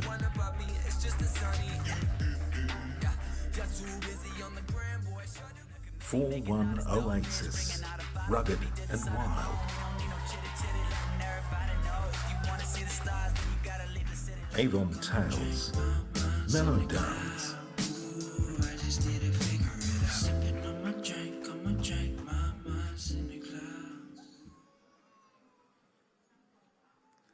E ngā manu hōnenga, e ngā reo, e ngā mana tike, e ngā maunga whakahi hurinoa i te motu, tēnā rā tātou katoa. Tēnā rā tātou katoa kua rānia mai nei ki te whakamānawa i o tātou reo waiti, i o tātou reo waitā. Hurinoa i te ao Māori. He mea tautoko tēnei nā te reo irirangi o Kahungunu. Probably wondering who am I, eh? Well, my name is Tuahine Hakiwai, and I'm the rangatahi announcer for Radio Kahungunu. Yes, kia ora. 94.3 FM, 765 AM. Big shout out to Ebony who gave us a shout out, so I thought I'll just return the favour. Shout out to you, Hawkeye. Aira e te iwi. So, because I'm the rangatahi announcer, they've kind of just shifted me to this award announcement. All the rangatahi these days are listening to these sounds, so ka tika māku nei te tohu e tuku. So, and also a big mihi to all the nominations out there. Ko te toa whakahu waka mo tēnei o ngā tohu, ko ai ake, ko rei, nā reira whakanuia. I'm from the South City, up in North Island, in the middle of the ocean. We don't talk about it. I can see they all doubt it. They yelling from the back while I'm just all grounded. From the land of the long clouded, trying to find my place to stand, keep my thoughts grounded. Ngā mihi mahana ki a koutou. Kia ora whai. Ki te wakatapu o Taki Timu, tēnā koutou. Ki ngā iwi ke, ki ngā iwi atu o te, I hau mai I ngā hoe whā. Tēnā koutou katoa. He honore nui tēnei, tēnei tohu. Big up to all the other nominees, Mallow Downs, Ice Pro, Rugged and Wild. It's an honor to be up there with those dudes, eh? Yeah, quick thanks to Chris and Huia from Cog Studios.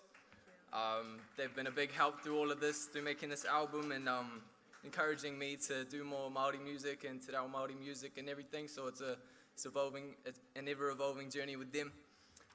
Big up to my whaiaipo, Hannah. She's a big part of all my stuff, like especially the visual side of things. See, like my album artwork and everything, she was behind that. And my music videos, she's always a big part of that as well. And to my whānau, ka nui te aroha ki a koutou. To my mum, who's here tonight. It's actually her birthday today. So can we all give her a big rā whānau whaia? That's what's up. Sweet as, tēnā koutou.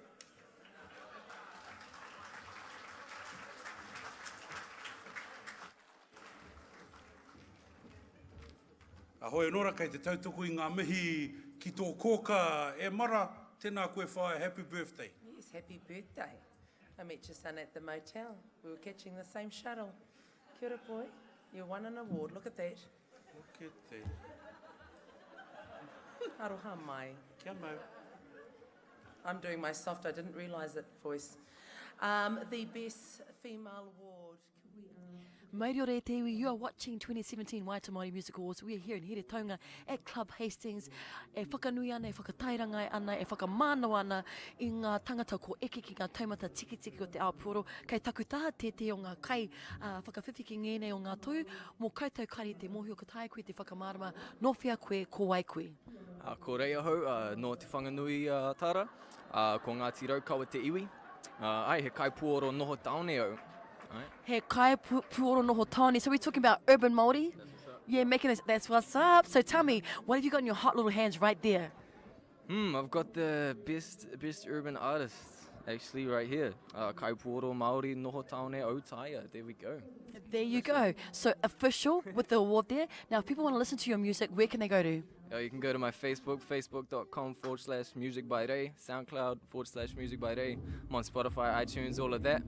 Yeah, everywhere. There you have it. He's here, there, everywhere. Mau tonu mai e te iwi, Mauri ora.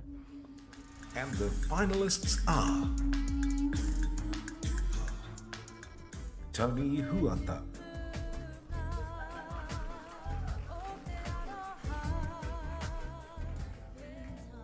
Pianika Duncan,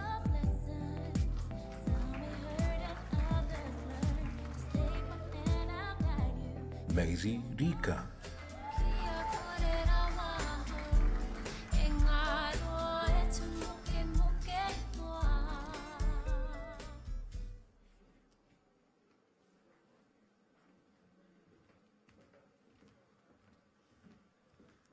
Kei te kāhui ariki, kei te wera o enei o ngā whenua, ka hununu ringa raupā, kei ngā manu ti ori ori, kei ngā korokoro tui, koutou katoa, e kawe nei tō tātou reo kā meha mea ki ngā reanga o a pōpō, e o hoama, kei o koutou korokoro, te oronga tonutanga o tō tātou reo, nā reira, e kore nei āmihi e motu kia koutou katoa, nā reira, tēnā koutou.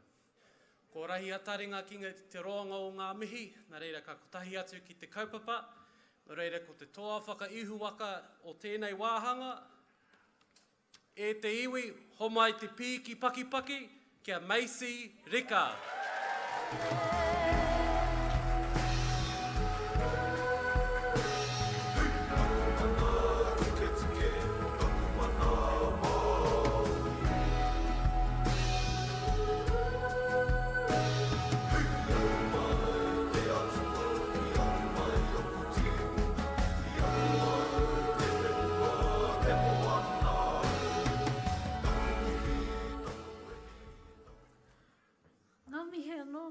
Koutou katoa. I was just saying to Silla, I've already said my thank yous to everybody on their first award. So again, just humbled and privileged to be here to receive this award. I look at these awards and I think, oh man, with these awards come, quite a lot of responsibility. That's how I look at it anyway. So I'm just gonna carry on doing what I'm doing and hopefully be tauira to our rangatahi coming through, to everybody, just doing what I love, finding my passion, living the dreams that I had when I was a little kid, growing up down the East Coast in a little place called Maio, singing for my chocolate and banana on the fire there, in front of our kaumatua and my aunties and cousins. I'd also like to say a big mihi to my brother, JJ, who's always here with me. He started, it's his rangi that you can hear through our Waiata. It's his birthday tonight. Oh, it's his birthday today as well, so happy birthday, Jay. Yeah. He's just become a dad, so He's at home with his new baby. But anō nei te mihi, I'd like to say hello to my other boys at home, Mākio and Hairini. Again, Te Rehita, who's here as well, and to my awesome husband, who's always there, driving us around and just being there when I feel like, things are getting a bit tough. He's always there to encourage me to carry on. So, thank you very much, everybody. Ngā mihi anō kia koutou. Tēnā koutou katoa.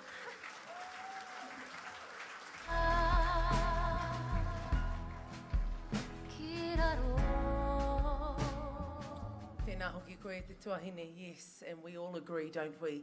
Best Māori female award, well done. I told you, long live the vulva, look at her. Keho, on. Just thinking about that whakatauki. I was at the marae one time and my uncle, one of our old uncles, a bit of a hard case fella, Ngāti Parao's got 3 or 4 of them. He was sitting on the pie and he reckons, ka tū tarako, ka tū tarako, ka tū taku rako. So that one's for the tāne amongst us. I know you're trying to get even. Mea kei te tūtonu a rākau.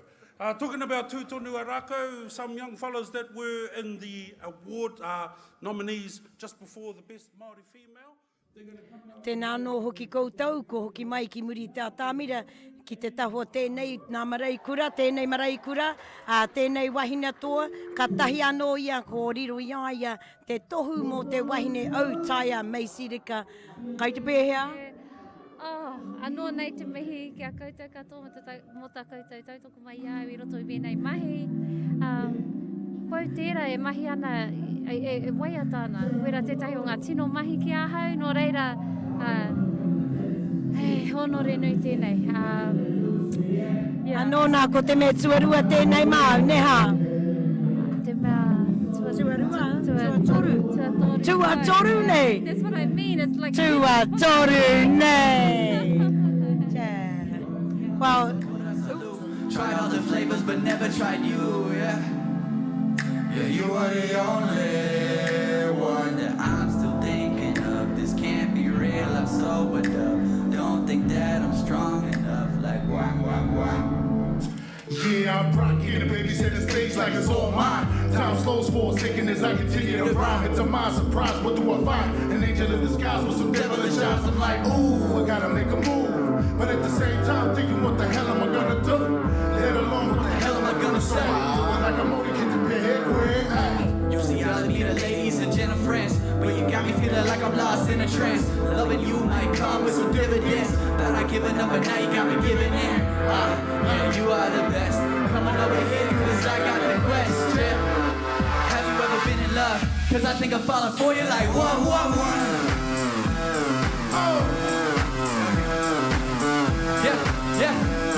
Yeah. Get your hands up. Come on. Get your hands up. Hey. Get your hands up. Woo. Like one.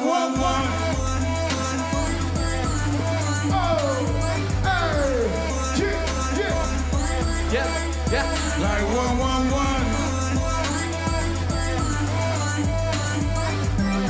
Pick up the story. Like what?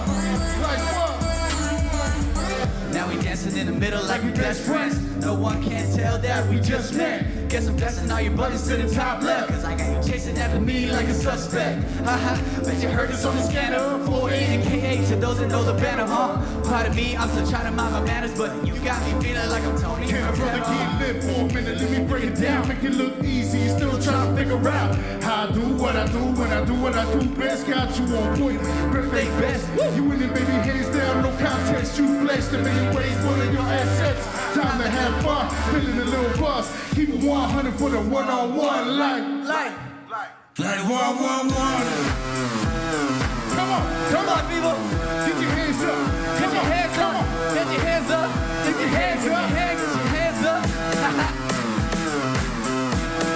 Come on, come sing along. There's only like 3 words.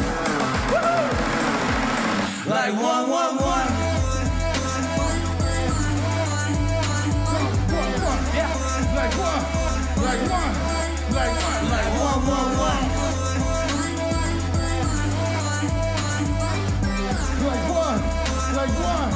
Like one. Like one.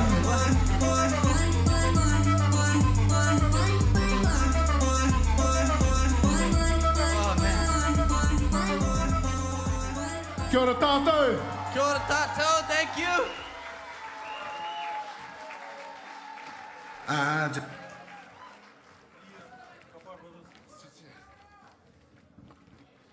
Say me, eh?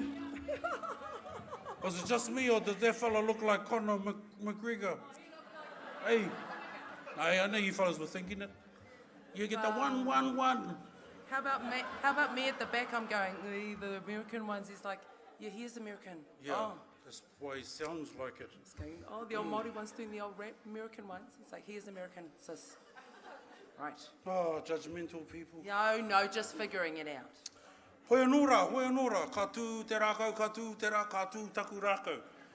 Inoe nei ka huri tātou ki te tohu e whaiake nei, Best Maori Male Award, to be presented by one of the most beautiful people Aotearoa has ever produced. Hene wehi mohi. Tohu, manu te oriori tāne autaia. Best Māori Male Solo Artist Award. And the finalists are Troy Kinney,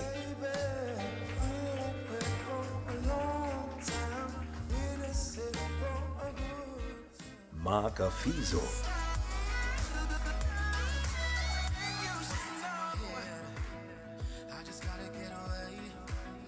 Teeks,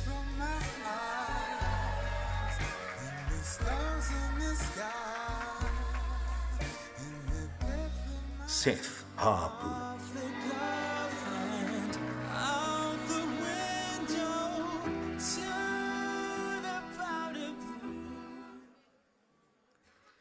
Raurangatira mā, koutou katoa ngā manuti ori, ngā pēne whakatangitangi o te ao pūoro.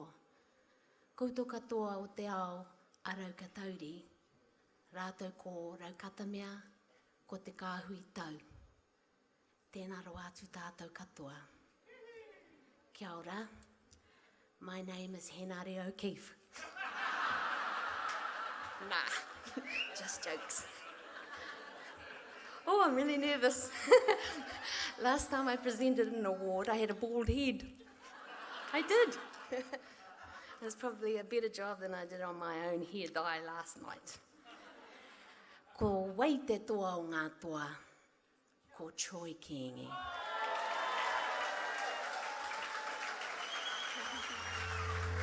Well, I take a piece of my heart, rose, so will you, and case the baby. I'm only like a man. As soon as it's over, baby, I'll be home as fast as I can.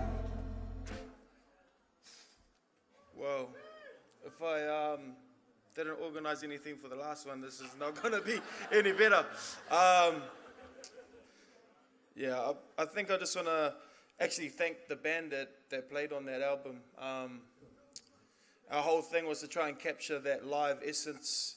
So we ended up doing 22 songs in 3 days. Down with Ben Edwards down in Littleston Records. So just got to thank those fellas. Yeah, thank you. They clap at the back. Yeah, just really humbling. All those artists, Maka, Seth, Teeks, man, listen to that fella's baritone voice, yeah? It's beautiful. It's really cool just being in amongst those dudes. I am probably the kaumātua of the lot of us, but yeah, just happy to, yeah, really stoked. I don't know what to say. My wife said that my kids were buzzing out when I won last time, so hi kids, if you're still watching, chirp. Yeah, thank you so much. Kia ora.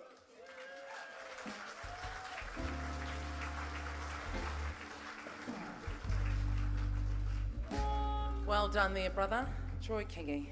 Again, living up north in the Kirikiri. Yes, Beautiful. Look at that, 22 songs in 3 days. He's doing the Beyonce. Tātou te Māori, ka taia. What's happening? 4 kids in 4 days. Look at that. He's And I'd amazing. just like to say Nau mai hoki mai e te iwi ki tēnei o ngā pāpāhotanga o tēnei tau 2015 ara ko te tau ngahuru mō ngā Waiata Māori Music Awards kei taku tā te koroheke o tēnei o ngā wāhanga mō koutou kaiti mohi o kowai tēnei o ngā matanga o te ao puoro e nohana koutou kei raro i titi toka whai no whia koe kowai koe. Ko Troy Piripikingi taku ingoa. No roturua ko ngā tipiki o te hapu, te aroa waka, te aroa tangata. Engari i tipu ake au i te rohe o te whānau apunu ki te kaha. I nāi nei ki te noho au ki kirikiri roto o pēwhairangi. Ai. Mauri ora ki te ure tāre o te kingitanga. He pātai tino uaua tāku mahau. Ki ngō whakaaro, what makes Māori music Māori? Tough question. Obviously, artists that sing in te reo, I haven't quite got to that stage yet. But I also think it's the way you approach your music, and there's a lot of superficial, surface value sort of artists out there today. So it's about having that spirit or that wairua in your music, having that essence that even though Maori artists aren't singing in te reo, you can still feel it. You can still feel that Māoritanga in their music. Nā reira, ko te wairua ki te Māori, mō ngenei koro tuhua, e kore tatu a puna mihi ki a koe. Tēnā koe. Kia ora, thank you. Hoki mai ki kahungunu, tēnā koutou. Ladies and gentlemen, it's indeed my honour to present this award. Once you work with Ngāhiwi, he thinks you're always going to work for him. So on behalf of Ngāti Kahungunu, I'm very proud to be here to present this prestigious award. Can I also shout out to all the successful nominees and the winners tonight. So proud of Māori talent that we've seen here on the stage. Can I also please acknowledge the man who is no longer here, but whose moimoia that we are honouring here, and that is Tamahuata and his whānau for bringing to stage the Māori talent throughout the country. Ngā mihi kia koutou katoa. So without further ado, let's do this? Let's do this. The winner of this award is Israel Star. Homai te paki paki. Singing that we're in this love together. We got the love that lasts forever. Yeah, yeah. Singing that we're in this love together. Wow, give thanks. First off, blessings and honor in the name of my Lord and Savior, Yeshua Christ, who in this time reveals himself in the true personality of His Imperial Majesty, Emperor Haile Selassie I, Jah Rastafari. Yeah, Oh man, wow. I just want to thank everyone that helped out on the album, Reggae Chris, Lion Rez, Magic, Awa, all the producers, all Gabes for mix and mastering it, Gabriel down south. But I just want to dedicate this one to my father, the Mighty Asterix, for guiding me through everything and making me who I am today and giving me the privilege to be able to carry on his legacy and continue to do roots in New Zealand. Blessed love.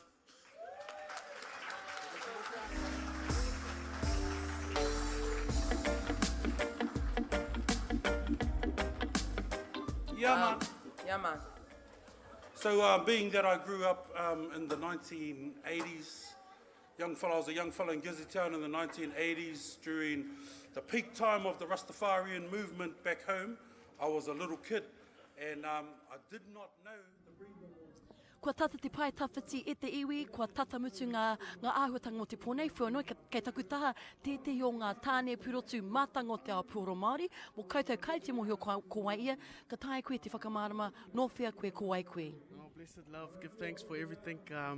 Thank you to the Māori Awards for bringing me here, and absolute honour again to get this award, so blessed love.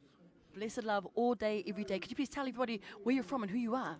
From Tokomaru Bay, Ngāti Porou, hard. So bless up all my whānau out there. Currently living in Wellington. But yeah, just just a Maori boy doing his thing, making reggae.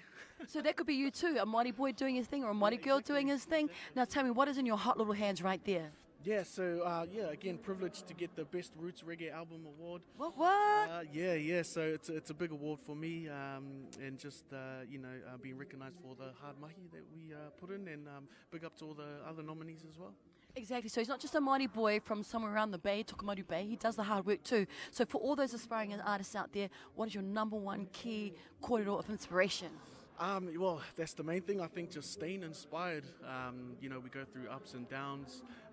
We get, sometimes we get writer's block, and the inspiration isn't always there. But placing yourself around people and in situations that are always inspired. So staying inspired is the biggest thing for me, anyway. Stay inspired. And so, what's next for you, Israel? More shows, another EP album coming out, and more roots reggae. More roots reggae, more like EP coming out. So if we want to listen to your music, where can we go to? Yeah, Spotify, SoundCloud, Facebook, the whole, everywhere. iTunes, so it's all on there. Just grab it on there. Nice. All the normal directions and codes for you to go and check out. So last minute shout outs for you? Yeah, again, I just want to dedicate this to my dad, Mighty Asterix. Thank you for everything, Pops, guiding me through and, making me the man I am today and helping me win this. Bless. There you go. Mauri ora e te iwi. It's not actually the table singing. It's just, okay, true. I thought I was going to get me one of those tables, but no. It wasn't actually the table. But she was fabulous. She was fabulous. But our kids are so shy. Like even yesterday, we had a music symposium with a lot of the performers that are here today. And we had Rangatahi and Tamariki there with an opportunity to ask questions of Māori musical icons. Yes. And they didn't. Too shy. Too shy. Our kids, you fellas got to stop saying things to your kids like, shut up and get outside. All right? All you parents out there, hey, who bloody push your button? Stop saying that one. Stop, hey, don't, no. Way over. Hey, I look forward to the time when I look at my comedy show on Thursday night on Maori television. Stop it. And there's nothing for me to say because we don't talk like that to our kids anymore. 3, 2, 1, go.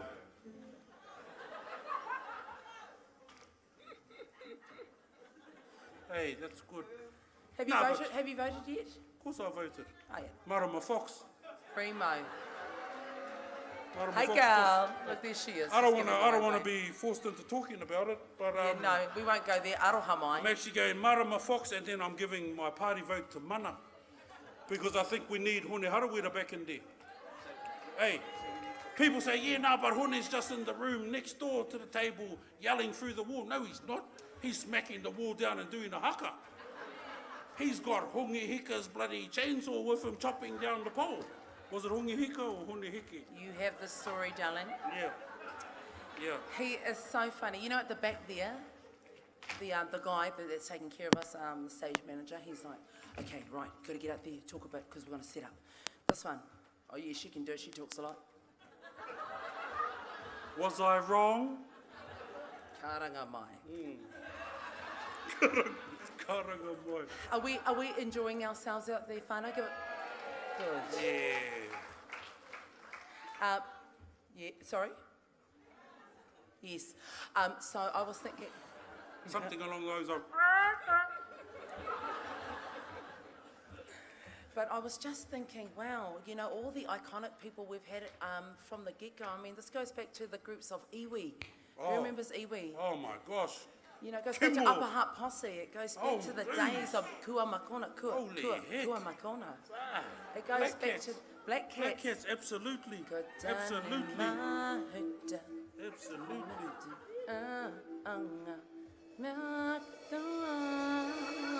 Except they knew the words.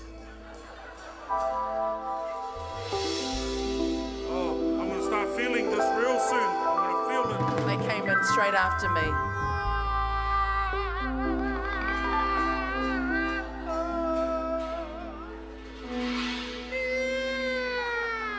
It's whale song.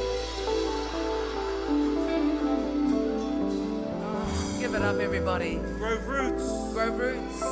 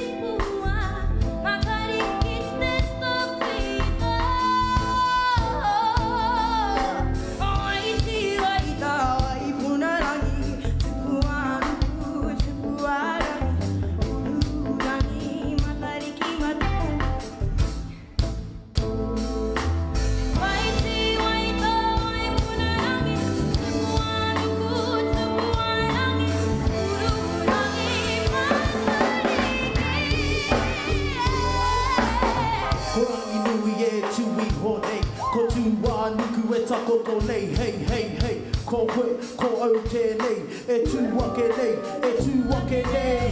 Timata hia, te hikoi, mana Māori mo tū hake. Piki ake rā, kimi hia te ara tika, ara nui, ara roa, ara hau.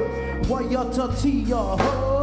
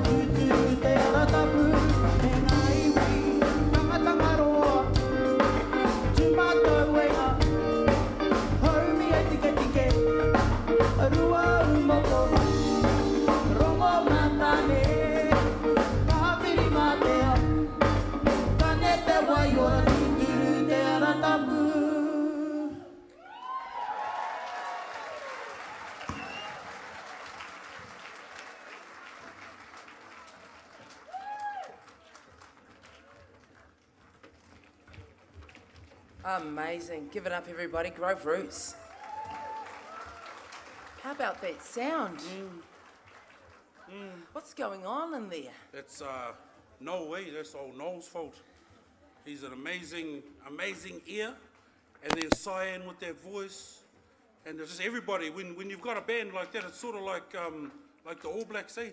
Hard to pick just one fella who's amazing, unless it's Dane Coles or Nehe, because they're both Nazis. I'm so slow. She caught the shuttle with us from the motel too, and I'd said to her, you know, kia ora girl, now what group are you with? So I need to Google that one next time, but it doesn't matter. Yeah. She was amazing. You should Google more than just your eyes. So, ko te tohu e whai ake nei e te iwi, Best Song by a Maori Artist Award. Sponsored by Te Wānanga Whare Tāpere o Tāki Temu, homai te paki ki taku tino hoa kia hira huata. Waiata Maori hira. Best Song by a Māori Artist Award. And the finalists are Written in the Stars, Maka Fizo.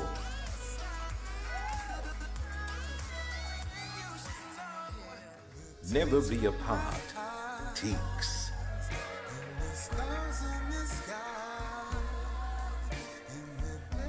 Te Kura, Grove Roots.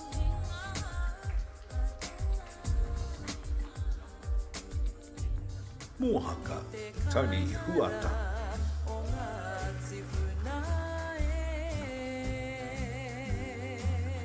Takumana, Maisie Rika.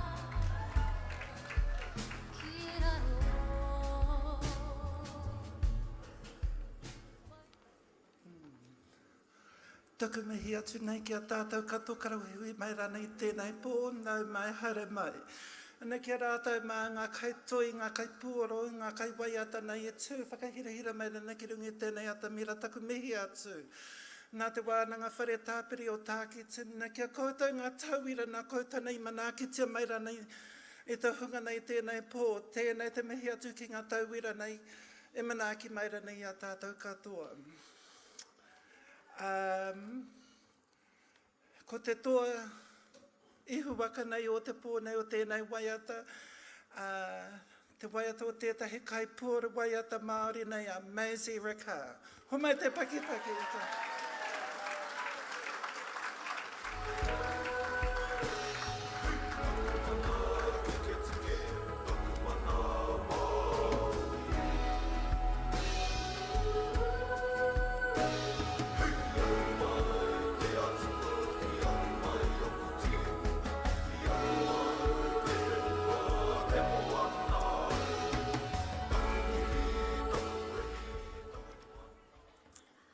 Anō nei te mihi aroha, te mihi maioha, te mihi mutunga kore kia koutou katoa.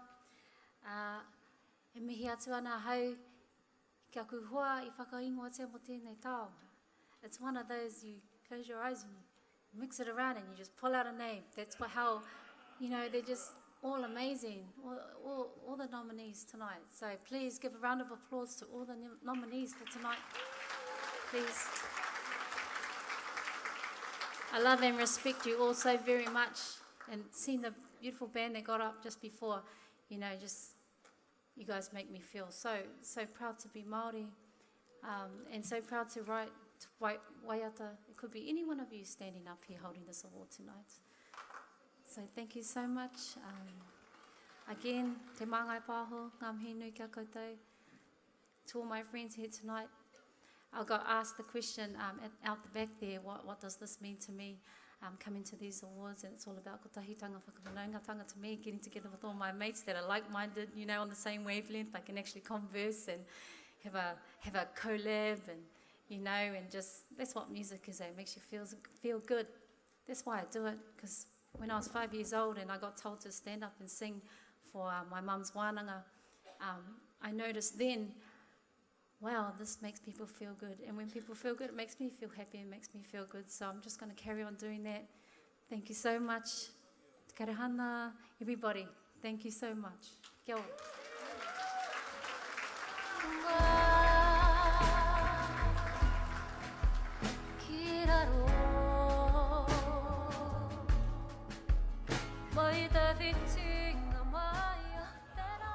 She is just something else. I love it how she goes in there. I know the 5-year-old feeling. You just carry on doing what you're doing, Macy. Short for amazing. Tēnā e te iwi ko tata te pai tawhiti, a kotahi noa te tohu hei tukuna atu ki tētehi o ngā tangata ka Waimarie ki te whakawhiwhi ki tētehi o wēnei. Mea mutu hake, ana hoki mai ki tō tūranga, koenei tō tohu tuatori o te pō. O te pō nei, engari, e whea ki ngā tohu kua whakawhiwhia ki te māreikura nei, ko tahi taku pātai ki a koe, tērā pehe pātai ua, engari, ki a koe, what makes Māori music Māori? What makes Māori music Māori? I got asked this question yesterday as well, was what puts the wairua in Māori music? And I said, when you close your eyes and you listen to a song, no matter which reo it's in, no matter which person it comes from, young or old, and you can feel the wairua. It's one of those almost out-of-body experiences. That's what Māori music is to me. It's that wairua. One of our friends got up from Taiwan to sing, and it's the same wairua that's in our music. It was in their music as well. It's almost like our tipuna communicating, you know, through music. That's the amazing thing about music. Doesn't matter how old, what colour, whatever. So there you have it, te iwi. Music is universal, and it's the wairua, it's the mauri, it's the spirit, it's the feeling, it's the vibe that you feel. Mo ngenei kuro tino tūhua nei au e mihi ana. Tēnā koe. Tony Huata.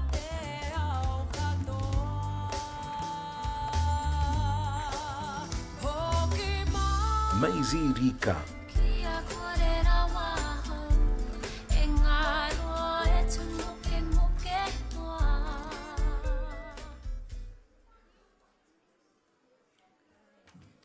Kia ora koutou. Talofa lava, my name is Katrina and I'm representing Victoria Kelly tonight, who couldn't be here from APRA. But I have the absolute joy and pleasure of working at APRA for 20 years and to support our songwriters and composers and the work that they do, and also particularly support our Māori and Pacific songwriters. So it's wonderful to be here. amazing nominees. I just want to shout out from our Pacific Music Awards family to the Māori Music Awards family. Thank you for sharing with us our celebration, and it's wonderful to be here with you. We see, as you do, the amazing thing that happens when you join culture, you join family, you join music, and the community comes together to celebrate. So congratulations for tonight. And it's my absolute honour to present the winner of the Best Māori Songwriter Award to the beautiful Maisie Rika.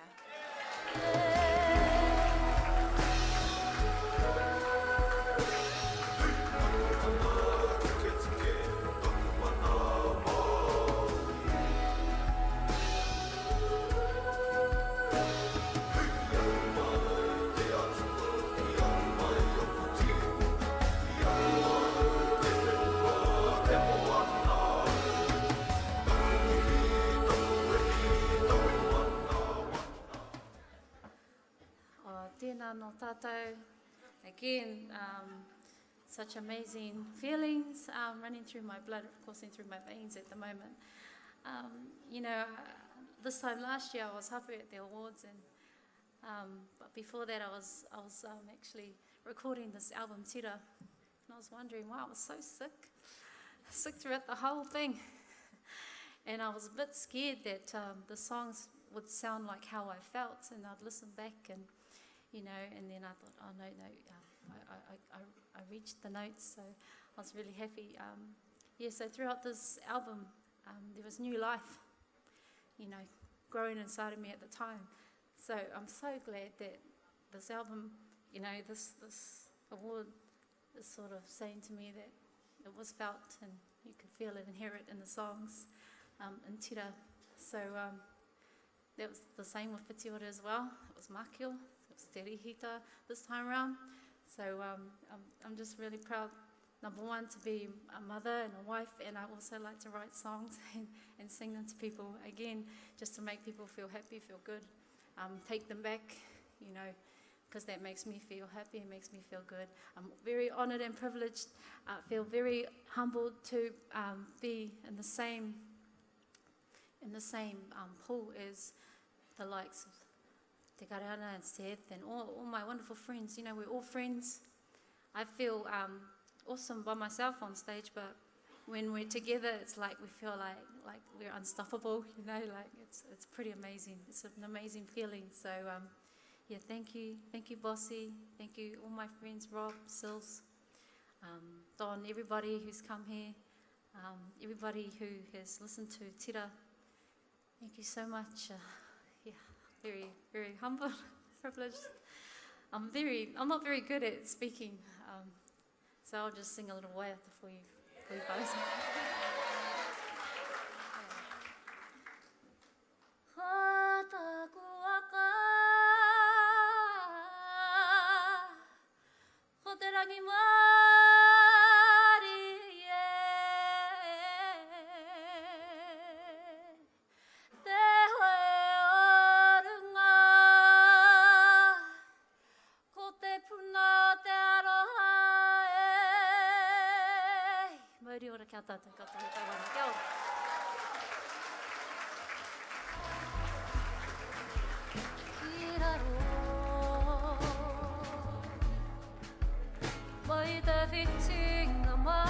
Te iwi homai te piki paki Maisie Rika. That was our last award for the night, and so deserving. And she always just says it makes us think about ourselves and what we're doing. She's certainly my friend. I know it doesn't look that way because I'm loud and she's so gorgeous. E te iwi nōku te honore nui te kōrero ki tēnei o ngā maraikura, tēnei rangatira o tēnei rangi, tēnei pō o Waiata Māori. Maisie, tuarima mo te pō, best song, best artist, best female, best songwriter. It's just credit to you and your journey. Tēnā no koe. I look at these awards and I think, oh, what's going to come with, what kind of responsibility comes with this, that's all I'm thinking about. I just want to carry on encouraging our rangatahi to sing their songs, live their passion and inspire others, that's all I ever wanted to do. Never thought in a million years our songs would get outside the four walls of our house, of our rooms, let alone, to continents and oceans, to other countries. So this is pretty surreal. I just remember back to the times when we would buy the bonfire in Omaio at the beach, singing for our chocolate and our banana. So now, I can see those queers' faces now. You know what? I listened to you talk about your baby and writing and singing while you were carrying. That must be so amazingly special for your child. And those stories about your queer and the bonfire, all of that comes to the head when you're singing the way you do. It's amazing. Well, I just do it because I was told it, and I could tell that it would make people feel happy, and that's what makes me feel happy.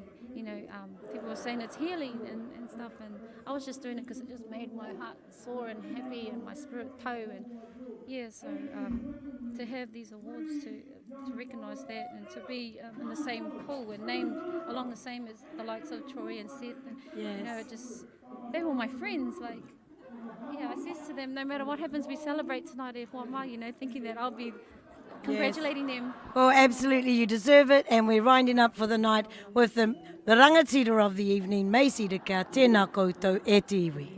Thinking fat lips, big nose. Here we go, whānau, make some noise for Alien Weaponry!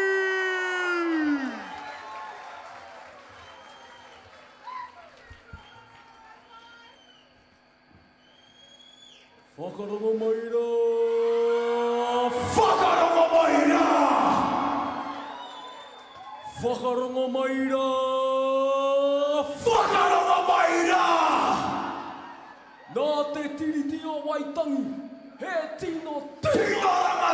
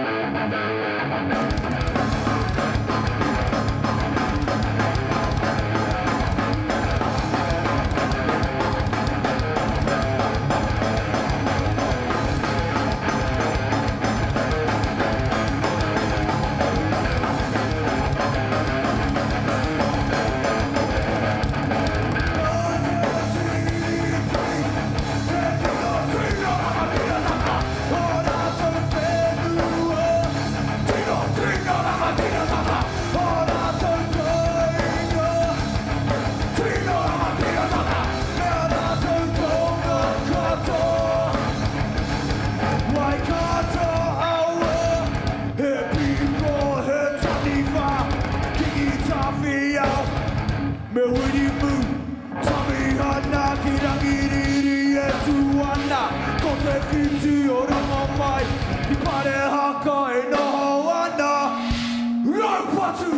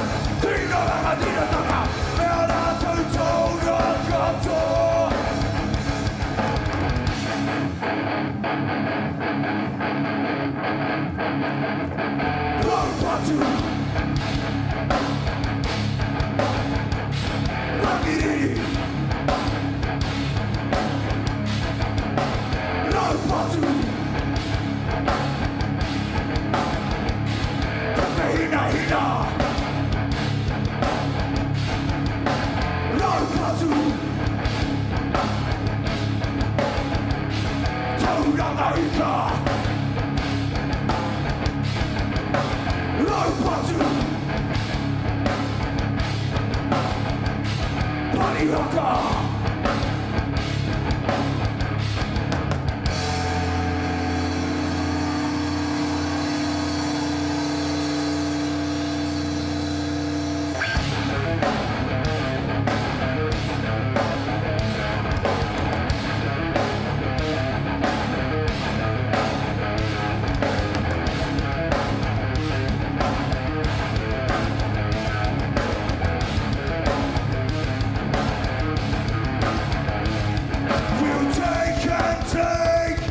But you cannot take from who we are. You cannot take our mana. You cannot take our Maori tonga. You cannot take our people. You cannot take our whakapapa. You cannot take no patu.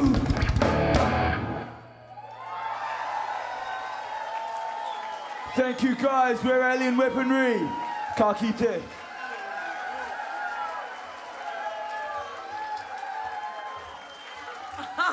Alien weaponry! Ka pai whānau kua tai mai tātou ki te mutunga o te pō. 10-year celebrations, Maori Waiata Music Awards.